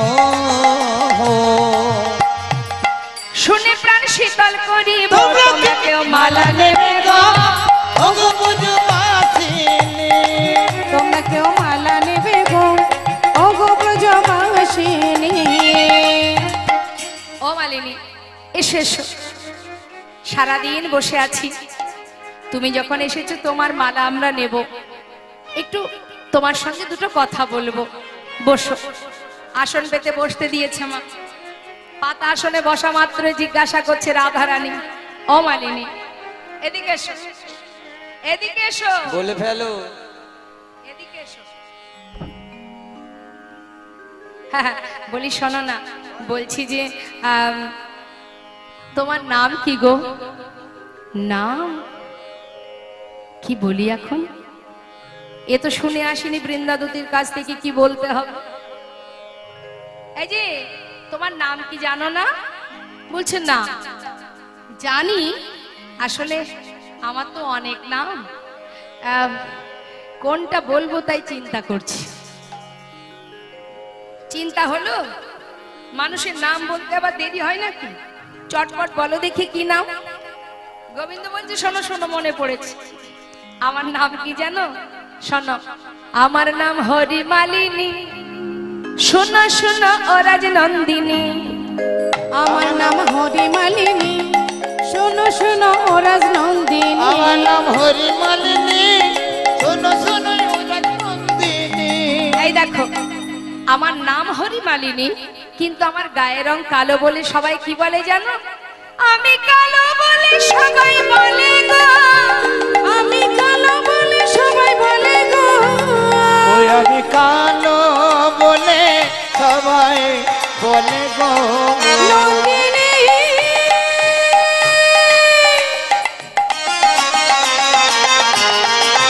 ও রাজনন্দিনী ও গো আমি কালো বলে সবাই বলে গো। কি বলে জানো? বলে কৃষ্ণ মালিনী, তোমরা কেউ মালা নেবে গো। ও গো ব্রজবাসিনী তোমরা মালা নেবে গো, ও গো ব্রজবাসিনী। আচ্ছা, তোমার গায়ের রং কালো বলে কৃষ্ণমালিনী বলে? বাবা, জানো আমার বধূর নামও কৃষ্ণ, নামে নামে মিলে গেছে। যাক, আচ্ছা মালিনী, তোমার মাতা পিতার নাম কি? আমার মাতা পিতার নাম, মাতার নাম কি বলি শোনা, আমার মাতার নাম সুযশোদা আর পিতার নাম পশুপতি। ও, আসলে অনেক পশু আছে, গাভী আছে তো, তাই তার নাম পশুপতি। আমার বধূর মাতা পিতারও তো একই নাম। আমার বধূর পিতার নাম নন্দ মহারাজ, কিন্তু সেই মহারাজের অনেক পশু মানে গাভী আছে, তাই তিনিও পশুপতি। আর মা যশোমতী, সুযশোদা, নামে নামে তো মিলেই যাচ্ছে। আচ্ছা ও মালিনী, একটা কথা জিজ্ঞাসা করব, বলছি কি, তোমার স্বামীর নাম কি গো? ছি ছি ছি ছি, এই যে শোনো, জিজ্ঞাসা করার একটা সময় আছে, বা জিজ্ঞাসা করার একটা সীমা আছে। তোমরা জিজ্ঞাসা করতে করতে এত দূরে চলে যাচ্ছ, এত প্রশ্নের উত্তর দিতে পারবো না, সেই থেকে বসিয়ে রেখেছো। মালা যদি কিনবে তো কেন, না কিনলে কিন্তু আমি তোমাদের আজ অভিশাপ দিয়ে চলে যাব। অভিশাপ? হ্যাঁ, আমার মালা যদি তোমরা না কেনো, এই যে আমাকে এত সময় বসিয়ে রাখলে, আমি তোমাদের অভিশাপ দেব, তোমাদের অমঙ্গল হবে। কি অমঙ্গল হবে? না তোমাদের ঘরের সংসারের শাশুড়ি ননদিনী মারা যাবে। শাশুড়ি, শ্বাস উড়ি, নদী মানে ননদিনী, ননদিনী মানে নয় নদী, আর শাশুড়ি থাকবে না, চলে যাবে। যেই না বলেছে, সখীরা তো বুঝতে পারিনি মা ভজনের কথা। সখীরা বলছে, আরে ও রাধে, শাশুড়ি ননদিনী যদি মারা যায়, তাহলে তো গোবিন্দ সেবায় তোর আর কোনো পথের কাটা থাকবে না। কিরে, ওই মালা কিনিস না, যা অমঙ্গল হয় হোক গে যাক। হ্যাঁ, ছেড়ে দে ছেড়ে দে। এই যে অমালিনী, তোমার মালা কিনবো না, তুমি চলে যাও। গোবিন্দ দেখছে সর্বনাশ, কি বলবো আর কি বলে ফেললাম, এখন কথা ঘোরাতেই হবে। কি করে ঘোরানো যায়? বলছে, শোনো, আমার মালার যেমন মালা না কিনলে যেমন অভিশাপ লাগে, আবার মালা কিনলে তার একটা উপকারও আছে, ভালো গুণ আছে আমার মালার। এই মালা যদি কেউ পরে, তার কি হবে জানো? শোনো শোনো, এই মালা পরলে, আমার মালা যে জন পরে, না করে তার বসেতে ফেরে। আমার মালা যে জন পরে, না করে তার বসেতে ফেরে। আমার মালা যে জন পরে, না করে তার বসেতে ফেরে। আহা পরো পরো মালা পরো গো, ওই পরো পরো মালা পরো গো, পরো রাজনন্দিনী, তোমরা কেউ মালা নেবে গো। ও গো ব্রজবাসিনী, তোমরা কে মালা নেবে গো, ও গো ব্রজবাসিনী। কি বললেন মা? আমার মালা যে জন পরে, নাগর তার বসে ফেরে। মানে বাড়ির কর্তা যদি কথা না শোনে, কৃষ্ণ প্রসাদী মালা গিয়ে একবার গলায় পরালে, এই প্রসাদী মালা গলায় পরলে, গোবিন্দের পরশে, গোবিন্দের অঙ্গগন্ধে, গোবিন্দের এই যে সেবায় লেগেছে প্রসাদী মালা, এই মালার ছোঁয়া যদি লাগে, যে জন মোটে কথা শোনে না, সেও আপনার কথায় উঠবে আর বসবে। আছে নাকি এমন ব্যক্তি, এমন স্বামী আছে ঘরে, যার স্বামী মোটে কথাই শোনে না? আছে? থাকলেও বলবে না, থাকলেও বলবে না। আছে আছে, যদি থাকে একটু হাত তুলুন তো দেখি। কার আছে? হাত তুলুন, হাত তুলুন। স্বামী মোটে কথা শোনে না, হাত তুললে আমি তাকে মালা দেব। কৃষ্ণ প্রসাদী মালা পরলে আপনার কথায় উঠবে আর বসবে। এই যে আমি আছি গো, আমার স্বামী আমার সঙ্গে কথা বলে না, না কথা শুনে না, কথা বলে না। এবার হয়তো এখানে অনেকে আছে, তারা ভাবছে আমাদের তো এখনো বিয়েই হয়নি, মানে স্বামী নেই, আমরা কেন মালা কিনবো? তাদের উদ্দেশ্যে বলছি, যদি এমন কোনো ব্যক্তি এখানে থেকে থাকেন যার বিবাহ এখনো হয়নি, মানে হবে কিন্তু হচ্ছে না, হ্যাঁ, দেখাশোনা করছে আর চলে যাচ্ছে। এমন সমস্যা যদি কারোর থাকে তাহলে আসুন কৃষ্ণ প্রসাদী মালাটা নিয়ে গিয়ে ঘরে রাখুন। 1 বৎসরের মধ্যে তার বিবাহ হয়ে যাবে এবং স্বামী ঘরে চলে আসবে।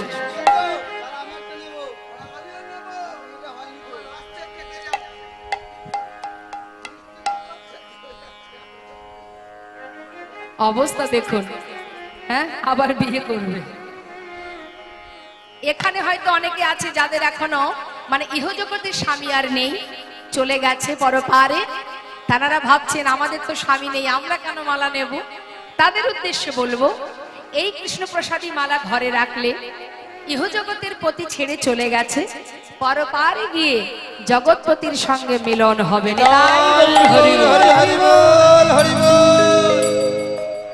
এবার তাহলে মালার অনেক গুণ। তোমার মালা নেব, নিশ্চয়ই তোমার মালা নেব, কিন্তু বলি শোনো না, এই তোমার মালার দাম কত? 16 আনা। বেশ, আর একটা কথা বলি, তোমার স্বামীর নাম কি? স্বামীর নাম? ছি ছি ছি, স্বামীর নাম কেউ আবার বলে? আরে আজকাল সবাই বলে। কি মা বলেন না আপনারা স্বামীর নাম? স্বামীর নাম বলেন তো? এখন সবাই বলে, আগেকার সময় না হয় বলতো না। এখন গোবিন্দ বলছে দেখো, যে যা বলে বলুক, আমি বলবো না, আমার স্বামীর নাম আমি মুখে উচ্চারণ করতে পারবো না। বাবা এত প্রতিভক্তি, যাকে তাহলে একটু ইঙ্গিত ইশারায় বুঝিয়ে দেবে, আমরা তবে বুঝে নেব। হ্যাঁ, সেটা একটু একটু বোঝানো যাবে। বলছে ভালো তৈলেতে চরণ দিলে স্বামীর নাম হয় গো সজনী। ভালো তৈলেতে চরণ যুক্ত করতে হবে, ভালো তেলের সঙ্গে চরণ। আমার ভালো তেল কি? হ্যাঁ, ডিজেল তেল। ভালো তৈলের সঙ্গে চরণ যুক্ত করলে সেটা হবে তার স্বামীর নাম। তা ভালো তেল কি জানেন না? ভালো তেল প্রতিদিন তো ব্যবহার করছেন। কি? সরিষা। তাহলে কি সরিষা ভালো? রাই সরিষা। এখন ভালো তেলের সঙ্গে চরণ যুক্ত করুন। ভালো তেল কি? রাই। আর রায়ের সঙ্গে চরণ যুক্ত করলে রাইচরণ। বলছে তোমার স্বামীর নাম কি রাইচরণ? বলছে বললাম না, মুখে বলবো না, ইঙ্গিতে ইশারায় বুঝিয়ে দেব। রাধারানীর চরণের দিকে তাকিয়ে বলছে আমার স্বামীর নাম ওই চরণ। আচ্ছা, তা তোমার স্বামী তোমার ঘরে থাকে না? আর বলো না, সে দুঃখের কথা। স্বামী আমার উপরে অভিমান করে চলে গেছে, জানো তো। কি আর করব, স্বামী মান করেছে, অভিমান করে চলে গেছে বলে আমি এই মালা বিক্রি করে কোনো রকমে দিন কাটাই। আহা, জানো মালিনী, তোমারও যে অবস্থা আমারও সেই একই অবস্থা। তোমার যেমন স্বামী চলে গেছে, আমার বধূ আমায় ছেড়ে চলে গেছে। কিন্তু আচ্ছা মালিনী, যদি তুমি আমি আমরা দুজনে একে অপরের দুঃখ ভাগ করে নিই, সেটা ভালো হয় না? দেখো, তোমার সাথে কথা বলে আমার খুব ভালো লেগেছে, তাই আমি চাই তোমাকে আমার সই পাতাবো। যেই না বলেছে সই পাতাবো, গোবিন্দ চিন্তা করছে সর্বনাশ। এত সময় তো মুখে মুখে কথা হচ্ছিল, এখন আবার সই পাতাবে, সর্বনাশ। গোবিন্দ বলছে শোনা, ওই মুখে মুখে সই বললে হবে না। সই যদি পাতাতেই হয়, একেবারে শক্তপোক্ত করে 3 সত্য অঙ্গীকার করিয়ে নেব। হ্যাঁ ঠিক আছে, 3 সত্য অঙ্গীকার করব। এই ধরো এখন আমার বয়স আছে, মালা বিক্রি করার ক্ষমতা আছে, একটা সময় আসবে আমি আর মালা বিক্রি করতে পারবো না, মানে আমি বুড়ি হয়ে যাব, তখন কি আমাকে সই বলবে? হ্যাঁ সই বলবো। তাহলে হলো 100, এইটা গুনবে। হ্যাঁ হলো 100, হলো 100। এই ধরো আমার এখন বনে বনে ফুল পাচ্ছি, সব সময় কি ফুল পাওয়া যায়? আর যদি কখনো ফুল না পাই, মালা বেচতে না পারি, না খেয়ে মারা যায়, আমাকে সই বলে তোমার ঘরে রাখবে সেদিন? অবশ্যই রাখবো। এই তাও- 2 সই হলো। হলো 2 সই। এই ধরো এখন আমি নারী আছি, তুমি সই পাতানোর পরে যদি আমি পুরুষ হয়ে যাই। হ্যাঁ, নারী কখন আবার পুরুষ হয় নাকি? আরে হচ্ছে, এখন কত কি হচ্ছে না, নারী পুরুষ বোঝা যায়, কোনটা নারী কোনটা পুরুষ ও, অত শত জানি না। 3 সত্য অঙ্গীকার বলো দেখি, আমি যদি নারী থেকে পুরুষ হই, হ্যাঁ। তুমি কি সই বলবে আমার? হ্যাঁ হ্যাঁ বলবো বলবো। এই 3 সই হলো। বেশ। আরে বাবা, নারী তো নারী হয়, পুরুষ পুরুষই হয়, নারী আবার পুরুষ হয় কি করে হয়? এখন ওই বিউটি পার্লারে কত কি হচ্ছে, হ্যাঁ, বোঝা বড় দায় কোনটা নারী কোনটা পুরুষ। তুমি বলো তুমি সই বলবে কিনা। আচ্ছা বেশ, তুমি নারী হও আর পুরুষই হও, তুমি আমার সই। সই সই সই হলো 3 সই, 3 সত্য অঙ্গীকার হলো। এবার তো একটু মুখটা দেখাও। সর্বনাশ, ঘোমটা খুলে যদি দেখে আমি এসেছি এখানে, কোথায় যে আমার বিদায় হবে। বলছি অত কথার দরকার কি, শোনো, সই পাতিয়েছো সই পাতিয়েছো, আবার ঘোমটার কি দরকার? সে কি, তোমাকে সই বললাম, তোমার মুখটা দেখবো না, এত বড় ঘোমটা দিয়েছো। আসলে স্বামী তো ঘরে থাকে না, পাছে কোনো পরপুরুষের দিকে নজর যায়, তাই ঘোমটা দিয়ে বেড়ায়। আরে দূর, এখানে কোনো পরপুরুষ আছে নাকি? আমরা তো সবাই নারী। দেখি দেখি তোমার মুখটা একবার দেখাও। তুমি যদি না খোলো, আমরা কিন্তু খুলে দেব। এইবার সখীরা জোরপূর্বক সেই ঘোমটাটি ধরে যেই না খুলেছে, মা খোলা মাত্রই কি দেখছে? জুড়া ভুরু বাঁকা নয়ন দেখিয়া চিনিল, আজ মালিনীর বেশে ধনী বধুয়া পাইল।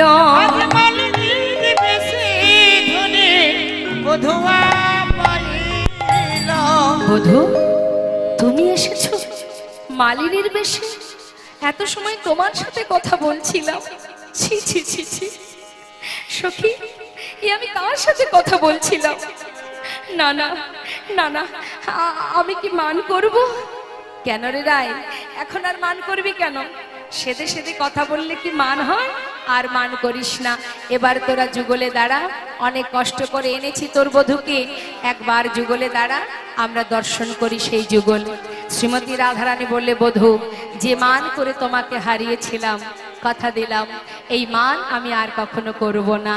এবার রাধারানী আমার বধূর বাম পাশে গিয়ে দাঁড়ালেন, আর সখীরা সবাই মিলে সেই যুগল দর্শন করে যুগল গুণগান গাইতে লাগলেন।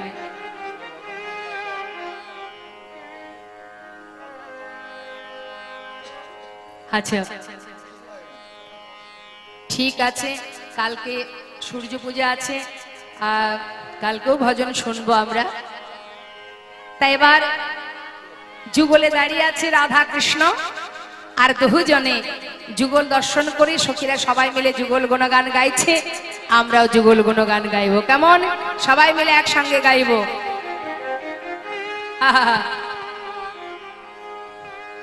রাধা কলা अनमोल बोलो राधे राधे, राधा को नाम अनमोल बोलो राधे राधे। ओ श्याम को नाम अनमोल बोलो राधे राधे। राधा को नाम अनमोल बोलो राधे राधे। राधा को नाम अनमोल बोलो राधे राधे। ब्रह्मा भी बोले राधे, विष्णु भी बोले राधे, ब्रह्मा भी बोले राधे, विष्णु भी बोले ओ राधे। ब्रह्मा भी बोले राधे, विष्णु भी बोले राधे। शंकर का डमरू से आवाज आवे राधे राधे। शंकर का डमरू से आवाज आवे राधे ओ राधे। राधा का नाम अनमोल बोलो राधे राधे।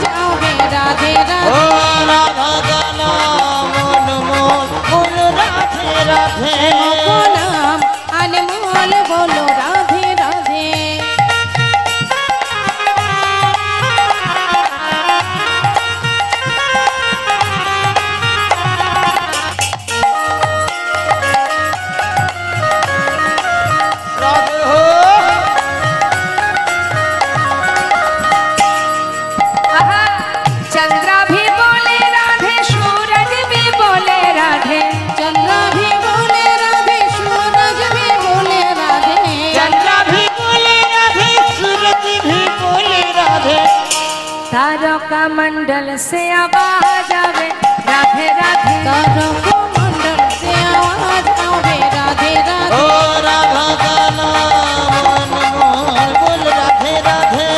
को नाम अनमोल बोलो राधे राधे। राधा को नाम अनमोल बोलो राधे राधे। को नाम अनमोल बोलो राधे राधे।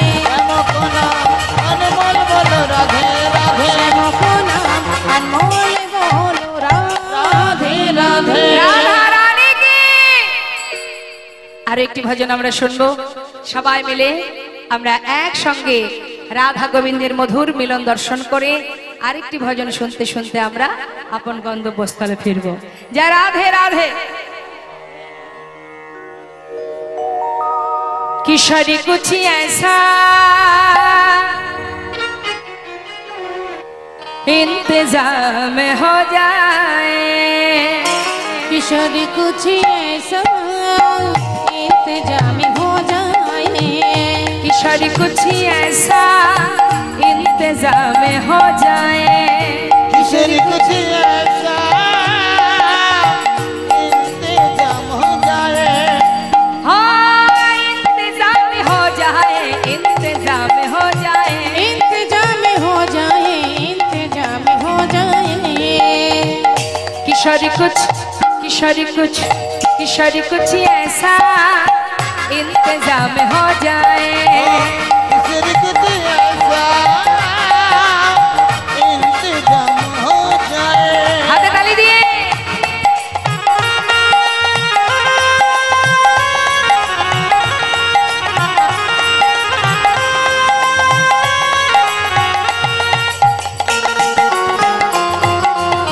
राधे राधे।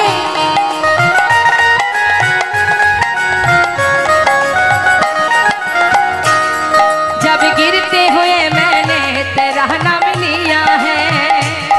जब गिरते हुए मैंने तेरा नाम लिया है। কি বলছে মা? जब गिरते हुए मैंने तेरा नाम लिया है। অর্থাৎ যদি কখনো কোনো বিপদে পড়ে একবার রাধা নাম জপ করি, রাধা কি করে? অনায়াসে তার হাত ধরে তাকে উদ্ধার করে দেয়। তাই বলছে ভক্ত, जब गिरते हुए मैंने तेरा नाम लिया है। जब गिरते हुए मैंने तेरा नाम लिया है। जब गिरते हुए मैंने तेरा नाम लिया है। जब गिरते हुए मैंने तेरा नाम लिया है। तू गिरने न दिया, तूने मुझे थाम लिया है। तू गिरने न दिया, तूने मुझे थाम लिया है। किशोरी कुछ ऐसा इंतजाम हो जाए। किशोरी कुछ ऐसा इंतजाम हो जाए। किशोरी कुछ ऐसा इंतजाम हो जाए। সবাই মিলে হাত তুলুন, প্রত্যেকে আমার সঙ্গে একসাথে বলবেন। হ্যাঁ, জয় রাধে জয় রাধে রাধে জয় রাধে জয় রাধে। বিড়বিড় করে নয়, জোরে জোরে। জয় রাধে জয় রাধে রাধে জয় রাধে।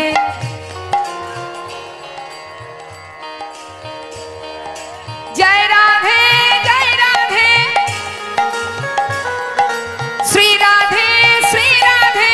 श्री राधे श्री राधे। জয় রাধে জয় রাধে जय राधे जय राधे। শ্রী রাধে শ্রী রাধে। श्री राधे श्री राधे। জয় রাধে জয় রাধে রাধে জয় রাধে। जय राधे जय राधे राधे जय राधे। হ্যাঁ শ্রী রাধে শ্রী রাধে রাধে শ্রী রাধে। अरे श्री राधे जय राधे राधे श्री राधे। किशोरी कुछ ऐसा इंतजाम हो जाए। किशोरी कुछ ऐसा इंतजाम हो ओ जाए। इंतजाम हो जाए। इंतजाम हो ओ जाए। इंतजाम हो जाए। इंतजाम हो जाए। জয় রাধে রাধে। সবাই মিলে আমরা আগামীকাল সূর্য পূজার জন্য প্রস্তুতি নিয়ে চলে আসবেন আপনারা। একসঙ্গে এক হরিবাসরে আমরা সবাই মিলে ভগবানের কাছে প্রার্থনা করব আর এখন এই মুহূর্তে সবাই মিলে আমরা বলবো জয় রাধে রাধে বল, বলবো কৃষ্ণ কৃষ্ণ বল, রাধে রাধে বল, কৃষ্ণ কৃষ্ণ বল, জয় রাধে রাধে বল, কৃষ্ণ কৃষ্ণ বল, রাধে রাধে বল, কৃষ্ণ কৃষ্ণ বল, জয় রাধে জয় কৃষ্ণ, জয় রাধে জয় কৃষ্ণ, জয় রাধে জয় কৃষ্ণ, জয় রাধে জয় কৃষ্ণ, জয় রাধে জয় কৃষ্ণ, জয় রাধে জয় কৃষ্ণ, জয় রাধে জয় কৃষ্ণ, রাধে জয় কৃষ্ণ। জয় জয় শ্রী গুরুদায় গোষ্ঠনাথ প্রেমানন্দে হরি হরি বল, রাধা গোবিন্দ প্রেমানন্দে হরি হরি বল, বঞ্ছা কল্পতরুবশ্চ কৃপা সিন্ধু বচ পতিতানাং পাবনে ভ বৈষ্ণবে ভ নমো নমো। জয় রাধে শ্যাম, জয় রাধে রাধে রাধে রাধে। বধুর বদন পানে নয়ন দিতে দুটি চোখ আমার জলে ভরে গেল। হঠাৎ করে তিনি যে কি ইশারা করলো আমি বুঝতে পারলাম না। তাই তোরা তো আমার মরম সখী, বল না, একবার বলে দে না আমার বধূ কি বলে গেল। শোন রায়, তোর বধূ তোকে ইশারা করে জানিয়ে গেল, রায় কেশর কুঞ্জ সাজাও, কেশ নামক কুঞ্জ সাজাও, আর 10টি অঙ্গুলি দেখালো মানে নিশি 10 দণ্ডে তোর বধূ তোর কুঞ্জে আসবে। যেই না বলেছে মা কি আনন্দ রাধারানী, বধূ সেবা দেবে, গোবিন্দ সেবা দেবে, তাই তিনি তাড়াতাড়ি করে সকল বাদিনীকে ঘুম পড়ানো অবস্থায় ঘুম পড়িয়ে রেখে সুন্দর করে কুঞ্জ সাজাবে বলে সখী বেষ্টিত হয়ে রাধারানী আমার মনের আনন্দে কুসুম চয়ন করলেন। কুসুম চয়ন করে মনের সুখে কুঞ্জ সাজাচ্ছেন। হরিবল হরিবল। গোবিন্দ আসবে। আপনারাও যখন ঘরের ভিতরে হরিবাসর দেন, ভগবানের যেখানে সেবা হয়, যে মণ্ডপটা তৈরি হয়, যেখানে ভগবানের বেদি সাজানো হয়, আপনাদের মনের ভিতরে একটা আশা হয় না এখানে ভগবান আসবেন, ভগবান বসবেন। হ্যাঁ, তার রাধারানীও বাদিনীর ঘরে থেকে তার মনে স্বপ্ন, আজ যখন বধূ আসবে আমি বধূকে সেবা দেব, মনে বড় আনন্দ। তাই সুন্দর করে কুঞ্জ সাজাচ্ছে যাতে আমার বধূ খুশি হয়। কিন্তু অবস্থা কি হলো মা, আনন্দের মধ্যেই তো দুঃখ ঘনিয়ে আসে গো। আমরা যখন আনন্দে পাগল হয়ে যাই, তারপরে যখন দুঃখ আসে আমরা সে দুঃখ সহ্য করতে পারি না। আজ রাধারানীর সেই একই অবস্থা। সখী বেষ্টিত হয়ে মনের আনন্দে কুঞ্জ সাজাচ্ছে, আর এদিকে গোবিন্দ আমার নিশি 10 দণ্ড পার হয়ে যাচ্ছে দেখে তাড়াতাড়ি করে মায়ের শয্যা থেকে মা গোপালকে ঘুম পড়িয়েছিলেন। এখন গোবিন্দ জেগে জেগে ঘুমাচ্ছিলেন, কারণ সময় মতো রাধার কুঞ্জে যেতে হবে তো, সেই কারণে। কিন্তু মা যখন গৃহকর্মে চলে গেলেন, গোপাল আমার সুযোগ বুঝে ধীরে ধীরে শয্যা ছেড়ে, চরণে নুপুর আছে, নিশি 10 দণ্ডে রাধার কুঞ্জে যেতে হবে, তাড়াতাড়ি করে কুঞ্জ ছেড়ে এবার গোবিন্দ যাত্রা করেছে। ওমা, দেখবেন নিশুতি রাত্রে কোনো একটা শব্দ যদি কানে আসে পরিষ্কার বোঝা যায়, তাই না? এখন রুনুঝুনু নুপুরে শব্দ হচ্ছে, শুনতে পেল কে না শ্রীমতী রাধারানী এক খুঁড়তুতো বোন, যিনি হলেন চন্দ্রাবলী। নিতাই গৌর হরিব। এই চন্দ্রাবলী ছোটবেলা থেকে রাধারানীর প্রতি একটু হিংসা। কি হিংসা? ছোটবেলা থেকে চন্দ্রাবলী দেখে যে গোবিন্দ শুধু রাধার কুঞ্জে যায়, তার কুঞ্জে আসে না। এটাই তার মনে দুঃখ যে রাধারানী যেমন সুন্দরী রমণী, আমিও তো সুন্দরী, তাহলে গোবিন্দ শুধু রাধার কুঞ্জে যাবে, আমার কুঞ্জে কেন আসবে না? এটাই তার মনের দুঃখ যে যদি কোনোদিন গোবিন্দকে পায় তাকে এমন ভাবে ভালোবাসবে সারা জীবনের মতো রাধারানীকে সে ভুলে যাবে। নিতাই গৌর হরি। এখন এই চিন্তা ভাবনা নিয়ে কিন্তু চন্দ্রাবলী বড় হচ্ছে। প্রতিটা মুহূর্ত চন্দ্রাবলী রাধারানীকে কষ্ট দিতেন মা। একবার কি হয়েছে শুনুন। চন্দ্রাবলী শ্রীমতী রাধারানী সুন্দর করে মালা গেঁথে ললিতার হাতে দিয়ে বলছি, ললিতা, আমি এমন ঘরে বাস করি যে ঘরে থেকে নিজে হাতে বধূকে সেবাও দিতে পারি না, আবার নিজে হাতে মালা গেঁথে তার গলায়ও পরাতে পারি না। তোরা আমার মরম সখী, যা তোদের হাতে মালাটা তুলে দিলাম, আমার পরাণ বধূর গলায় পরিয়ে দিয়া। ললিতা সখী, বিশাখা সখী তারা কি করে, রাধার গাথা মালা ওই বনে নিয়ে গিয়ে গোবিন্দের গলায় পরিয়ে দেয়। একদিন কি হয়েছে মা, ললিতা সখী মালাটা নিয়ে বনের ভিতরে গিয়ে দেখছে গোবিন্দ খেলা করছে, সঙ্গে আছে বলরাম। দেখছে দাদা যেহেতু আছেন, সেখানে কি প্রেমময়ী রাধার গাথামালা গোবিন্দের গলায় পরানোটা শোভনীয়? কি করা যায়? একটা পলাশ পাতার ঠোঙা তৈরি করে তার মধ্যে মালাটা রেখে দিয়ে একটা বৃক্ষের কোটরের মধ্যে রেখে তাড়াতাড়ি করে গোবিন্দকে ইশারা করে জানাচ্ছে, শ্যামনগর এই কোটরে একটা ঠোঙা আছে, তাতে একটা মালা আছে, তুমি তোমার সময় মতো মালাটা পরে নিও। এই ইশারা করে চলে গেল ললিতা সখী। আর ওই যে কোটরের মধ্যে মালাটা আছে, গাছের ডালে বসেছিল একটা কাক। সে মনে মনে ভাবছে নিশ্চয়ই রাধারানী গোবিন্দের জন্য ভালো ভালো কোনো খাবার পাঠিয়েছে। এই তো সুযোগ, গোবিন্দের হাতে যখন এটা যায়নি, আমি এই ঠোঙার মধ্যে যা আছে সেগুলো খাবো। এই ভাবনা নিয়ে নিজের ঠোঁট দিয়ে ঠোঙাটাকে বের করে উঠতে উঠতে গিয়ে বসেছে এক ঘরের চালে। চালের উপরে বসে ঠোঙাটাকে ঠোঁট দিয়ে খুলেছে, খুলে দেখছে তার মধ্যে একটা ফুলের মালা। মালা দেখে মনে মনে ভাবছে, ধুর, এত কষ্ট করে নিয়ে এলাম, এর মধ্যে কোনো খাবার নেই, একটা ফুলের মালা। রাগে সেই মালাটাকে ঠোঁট দিয়ে ধরে ছুঁড়ে ফেলে দিয়েছে। আর যেই ফেলে দিয়েছে, মালাটা গিয়ে পড়েছে চন্দ্রাবলীর ঘরের সামনে। মালাটাকে হাতে তুলে দেখে বলছে, এই তো, এ তো যাত্রার গাথা নয়। রাধার গাথা মালা যে দেখে সেই চিনতে পারে, কারণ রাধারানী বিনি সুতোর মালা গাঁথতেন, তাতে কোনো সুতো থাকতো না, সুতো ছাড়াই মালা করতেন ফুলের পাপড়ি দিয়ে। তা মালাটা দেখে যেই না চিনতে পেরেছে, তখনই সুযোগ পেয়েছে চন্দ্রাবলী। কি সুযোগ? রাধে, আজ এই মালাটি গলায় পরে তোকে দেখাবো, আর তোকে বুঝিয়ে দেব, মালা তুই একা গাঁথতে জানিস না, আমিও গাঁথতে জানি। কি করেছে, মালাটা গলায় পরে মা ঠিক রাধারানী যমুনায় জল নিতে আসবে, ওই যমুনার ঘাটে গিয়ে চন্দ্রা সখী দাঁড়িয়ে আছে। এদিকে রাধারানী সখী বেষ্টিত হয়ে বেলি অবসান কালে যমুনায় জল নিতে এলো। এসে দেখছে কি, তার গাথা মালা চন্দ্রাবলীর কণ্ঠে। বোঝাতে গেল আরা, বুঝলো আরা। রাধারানী কি বুঝলো? দেখেছিস সখী, কত কষ্ট করে বাদিনীকে আড়াল করে সবার চোখের ফাঁকি দিয়ে আমার পরাণ বধূর জন্য এই মালা আমি গাঁথি, আর আমার বধূ আমার এই মালাটি নিজে না পরে ওই চন্দ্রার গলায় পরিয়ে দিয়েছে। হয়ে গেল অভিমান।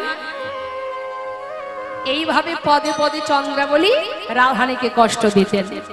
আজকেও সেই একই অবস্থা। গোবিন্দ আমার নিশি 10 দণ্ডে রাধার কুঞ্জে যাবে, রুনুঝুনু নুপুরের শব্দ। চন্দ্রাবলী বলে উঠলেন, পদ্মা প্রিয় সখীকে ডাকছে, এদিকে আয়। প্রিয় বান্ধবী থাকে না মা, পদ্মা হচ্ছে চন্দ্রার প্রিয় বান্ধবী, এদিকে আয়। ওই দেখ, কে যেন আসছে, রুনুঝুনু নুপুরের শব্দ, জানি না কে, তবে যদি আমার বধূ হয় তার হাতটি ধরে আমার কাছে নিয়ে আসবে। হরি বল, হরি বল। পদ্মা সখী পথের ধারে বসে আছে, এদিকে গোবিন্দ আমার তাড়াতাড়ি করে ছুটছে। হঠাৎ পদ্মা সখী দূর থেকে দেখে দুবাহু প্রসার করে দাঁড় করালেন, দাঁড়াও শ্যামনগর। গোবিন্দ দেখছে এ তো আর কেউ নয়, চন্দ্রার সখী পদ্মা।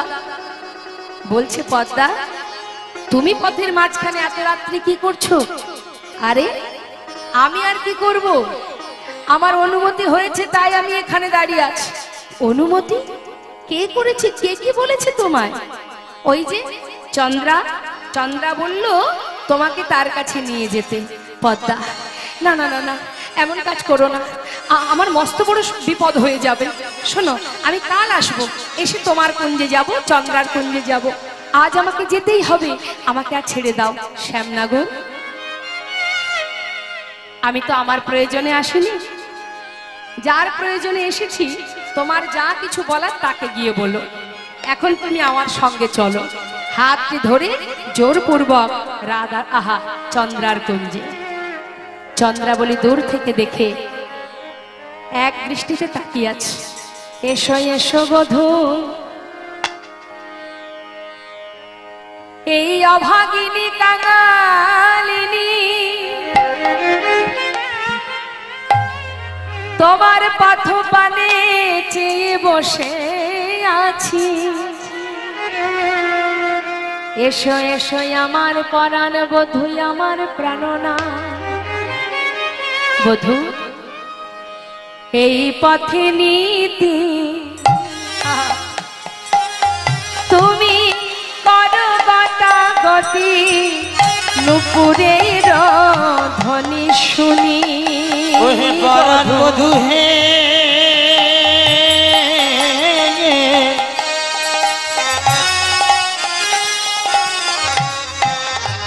পরাণ বধূ হে,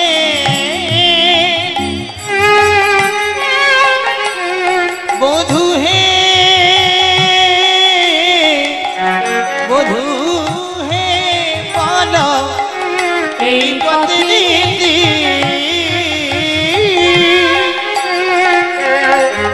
তুমি করো গতি, নুপুরের ধ্বনি শুনি। রাধা শোনেবা আমাকে নৈরাশ, আমি বঞ্চি একা কেনে। রাধা শনিবাস আমাকে নৈরাশ, আমি বঞ্চি একা এনে। অবধূ বড় আশা করে আমি বসে আছি।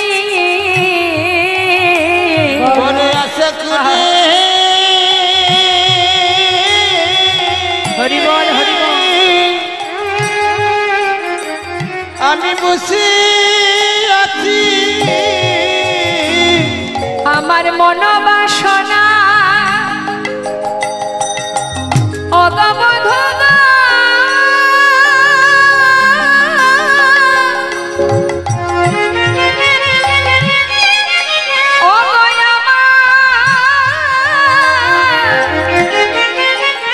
আমার পরাণ বধূ বড় আশা করে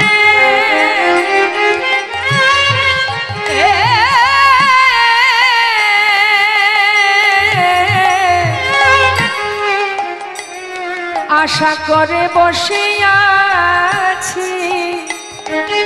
আমার মনোবাসনা তুমি পূরণ করো। বড় আশা নিয়ে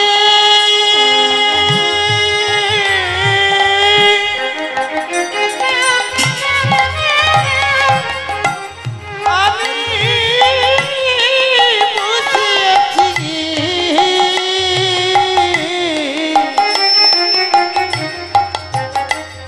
আমার মনের বাসনা পূরণ করা। আমি আর কিছু বুধু চাই না গো, আমার মনোবাসনা পূরণ করো।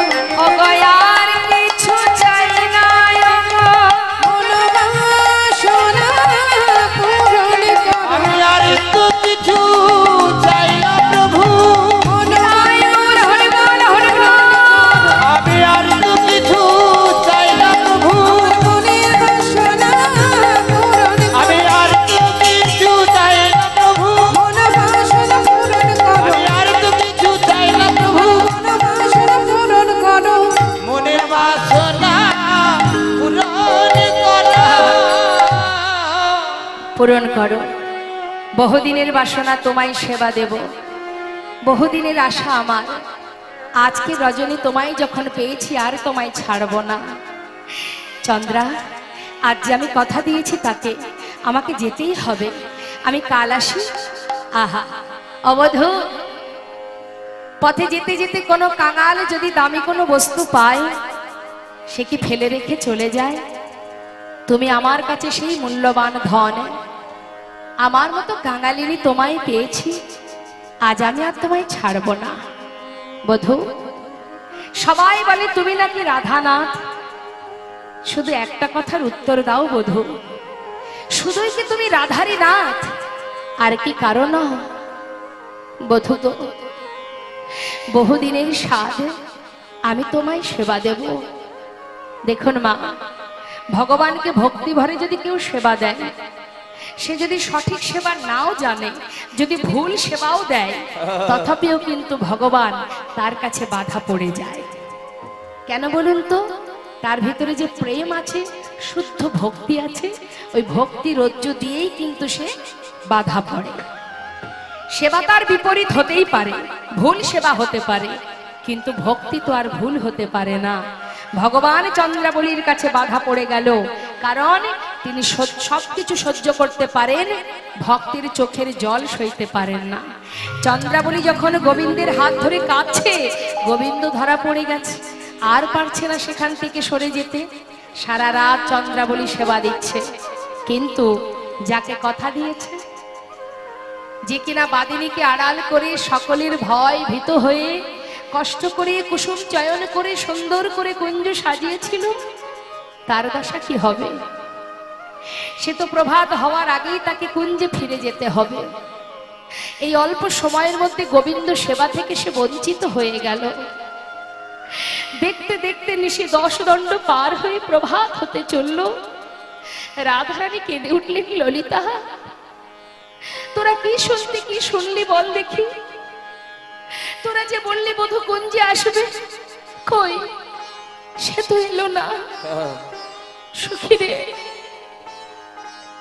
বল না সখী, এইভাবে গোবিন্দ সেবা থেকে আমি কেন বঞ্চিত হলাম? বলতে পারিস ললিতা?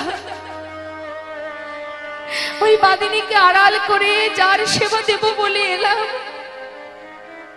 কেন আজ তার জন্য আমায় কাঁদতে হচ্ছে সখী? নিশি 10 দণ্ড পার হয়ে গেছে রে, যার জন্য কুঞ্জ সাজিয়েছি সে যখন আসবে না, কার জন্য কুঞ্জ সাজানো? আমি কিচ্ছু চাই না।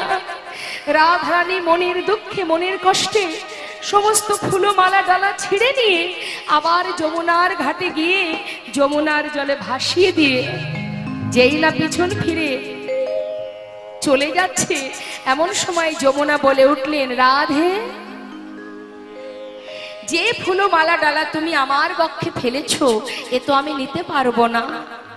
ঢেউয়ের ছলায় আবার তুলে দিলেন তীরে, দিয়ে বললেন, শোনো রাধে, তুমি যার সেবায় লাগার জন্য সাজিয়েছিলে কুঞ্জ, তার সেবায় যখন লাগেনি, এই ফুলমালা ডালা আমি গ্রহণ করতে পারবো না।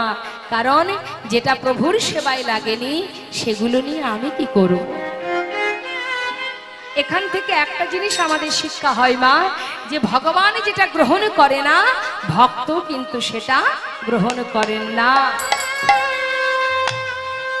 ফিরিয়ে দিলেন আবার সেই ফুলমালা ডালা, কারণ তুমিও কৃষ্ণ প্রেয়সী, আমিও কৃষ্ণ প্রেয়সী, কিন্তু তোমার বাসনা গোবিন্দকে কাছে পাবে, আর আমার বাসনা তোমরা যুগল হবার পর সেই প্রসাদী ফুলমালা আমার বক্ষে ফেলে দেবে, আমি সেটুকু নিয়ে আমার তাপিত হৃদয় শীতল করব। কিন্তু এটা তো প্রসাদী নয়, কৃষ্ণ প্রসাদী, যেটা গোবিন্দ সেবায় লাগেনি, সে আমি নিয়ে কি করব? তাই আবার তুলে দিয়েছে। রাধারানী আমার কুঞ্জের মধ্যে বসে বসে নয়নের জলে বুক ভাসিয়ে কাঁদছে আর ডাকছে, তুমি একবার দেখা দাও, দেখা দাও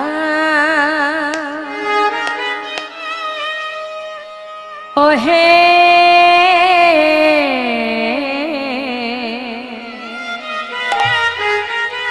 ওহে আমার প্রাণনা, একবার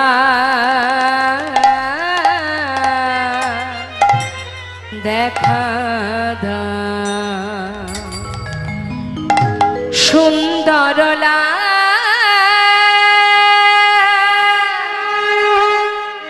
যশোদা দুলা বৃন্দাবন বিহারী বৃন্দাবন বিহারী সুন্দর লাল যশোদা দুলাল বৃন্দাবন বিহারী বৃন্দাবন বিহারী ভক্ত ডাকিলে রহিতে পারনা ভক্ত ডাকিলে রহিতে পারো না ভক্ত ডাকিলে তুমি রহিতে পারনা ভক্ত ডাকিলে রহিতে পারো না ইহাই তব বেদে শুনি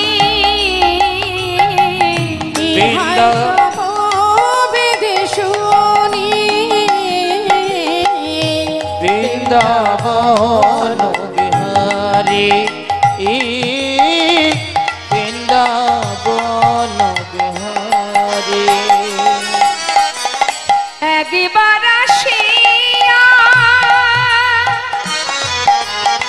দেখা দাও হরি প্রাণ গোবিন্দ একবার আসিয়া দেখা দাও হরি প্রাণ গোবিন্দ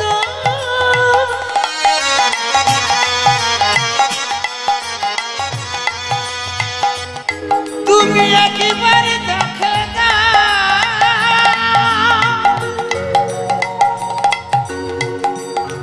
ওহে আমার প্রাণ গোবিন্দ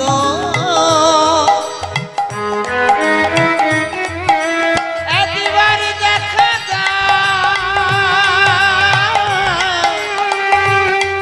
প্রাণ গোবিন্দ একবার আসিয়া দেখা দাও হরি জুড়াবো তাপিত প্রাণ বৃন্দাবন হরি বল হরি বল গৌর হরি বল বৃন্দাবন বিহারী সুন্দর লাল যশোদা দুলাল বৃন্দাবন বিহারী বৃন্দাবন বিহারী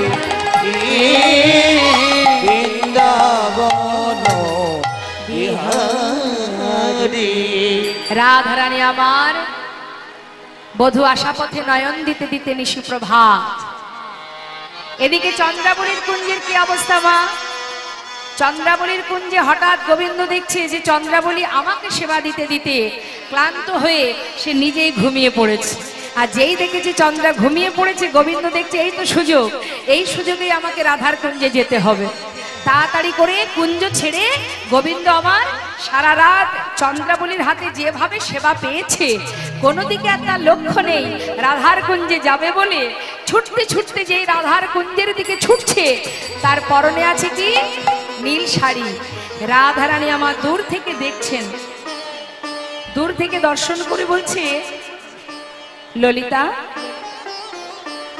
নীল বসন পরিধানে কে যেন এইদিকে আসছে যদি আসে কেউ আসন বসতে দিস আসন পেতে কেমন জানি না কে আসছে নীল শাড়ি পরিধানে তো বুঝতে পারছে না রাধারানী এখন গোবিন্দ দূর থেকে দেখছে রাধারানী ঘোমটা টেনে আছে আর গোবিন্দ যখন এসেছেন আসা মাত্রই ললিতা বিশাখা আসন পেতে বসতে দিয়েছে পাতা আসনে যেই বসেছেন রাধারানী ঘোমটার আড়াল থেকে জিজ্ঞাসা করছে নীল শাড়ি কে পরে গো মা বলরাম আড়াল থেকে ডাকছে দাদা মা রোহিণীমা ভালো আছেন তো তিনি কেমন আছেন মায়ের কুশল বলুন দাদা গোবিন্দ দেখছো আসন পেতে বসতে দিল যখন ভাবলাম মনে হয় সময় মতো আসতে পারিনি, না জানি কত কথা শুনতে হবে। তা আসন পেতে বসতে দিল যখন, বোধহয় কিছু বলবে না। এখন তো আমি আসল বিষয়টা বুঝতে পারলাম। তুমি আমায় চিনতে পারোনি রাধে? আমি তো বলরাম নই, বলরাম নই, রাম অনুজ, রামের ছোট ভাই।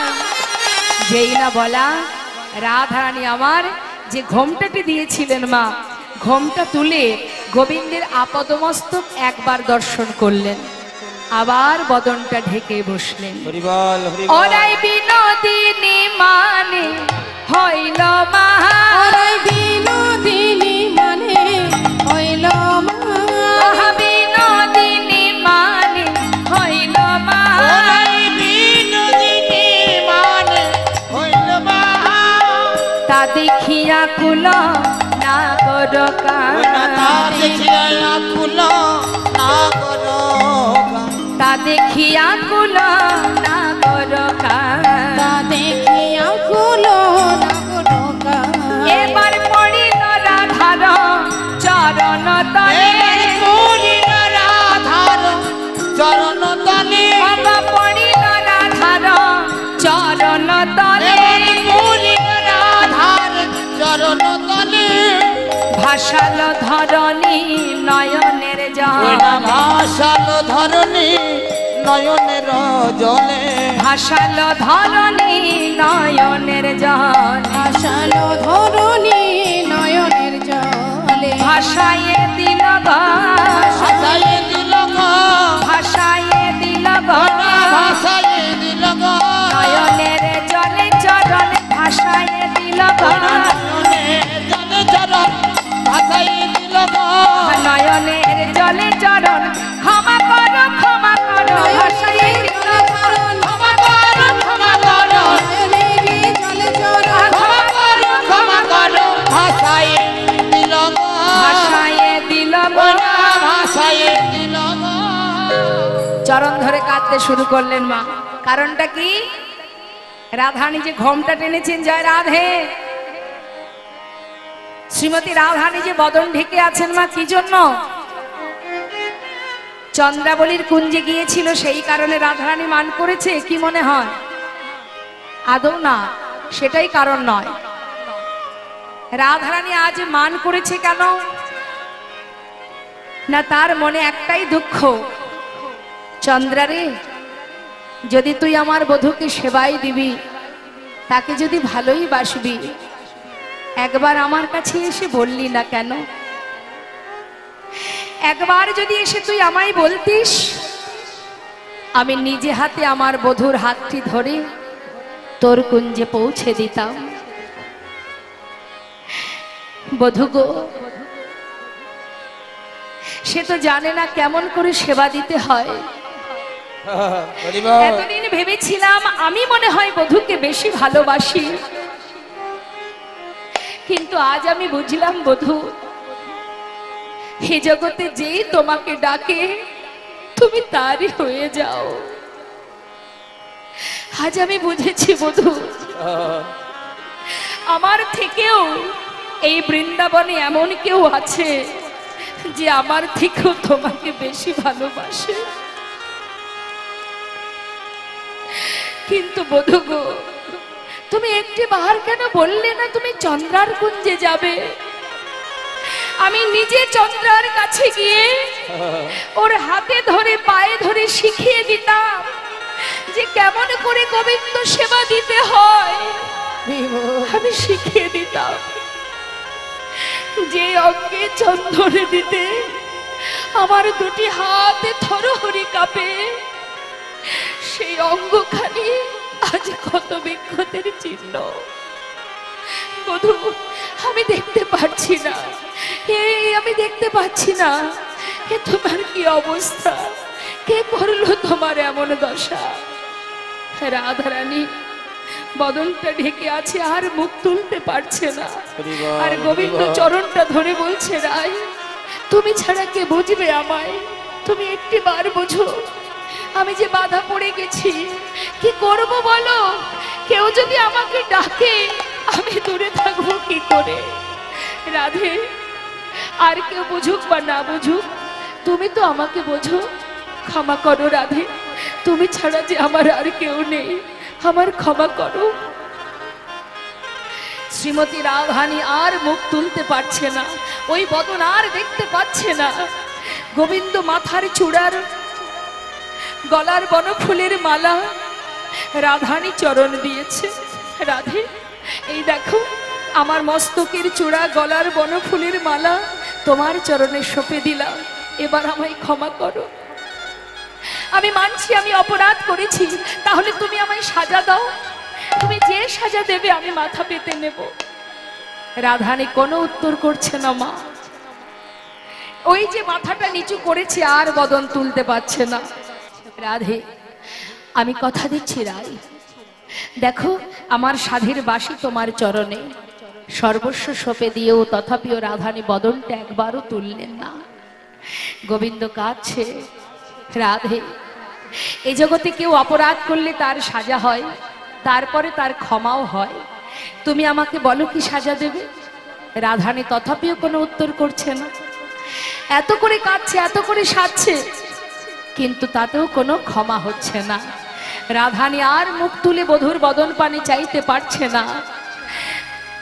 ঠিক সেই সময় গোবিন্দ আমার রাধারানীর চরণ দুটি নিজের হাতে করে নিয়ে নিজের মস্তকে তুলে বললেন, রাধে রাধে, আমি তোমার চরণের দাস, এ যুগে নয় যুগে যুগে আমি রাধা দাস, রাধা দাস, রাধা দাস। ইহাতে সন্দেহ যার, কোটি যুগ ভজন করিলে বিথায় ভজনতা। হে রাধে, দেহি পদ পল্লব মোদারা। রাধে, দেহি পদ পল্লব মোদারা, দেহি পদ পল্লব মোদারা। আমি তোমার চরণের দাস, আমি যুগে যুগে ভক্ত চরণের দাস। এই কথাটি স্বয়ং ভগবান লিখেছিলেন কবি জয়দেবের গীত গোবিন্দে।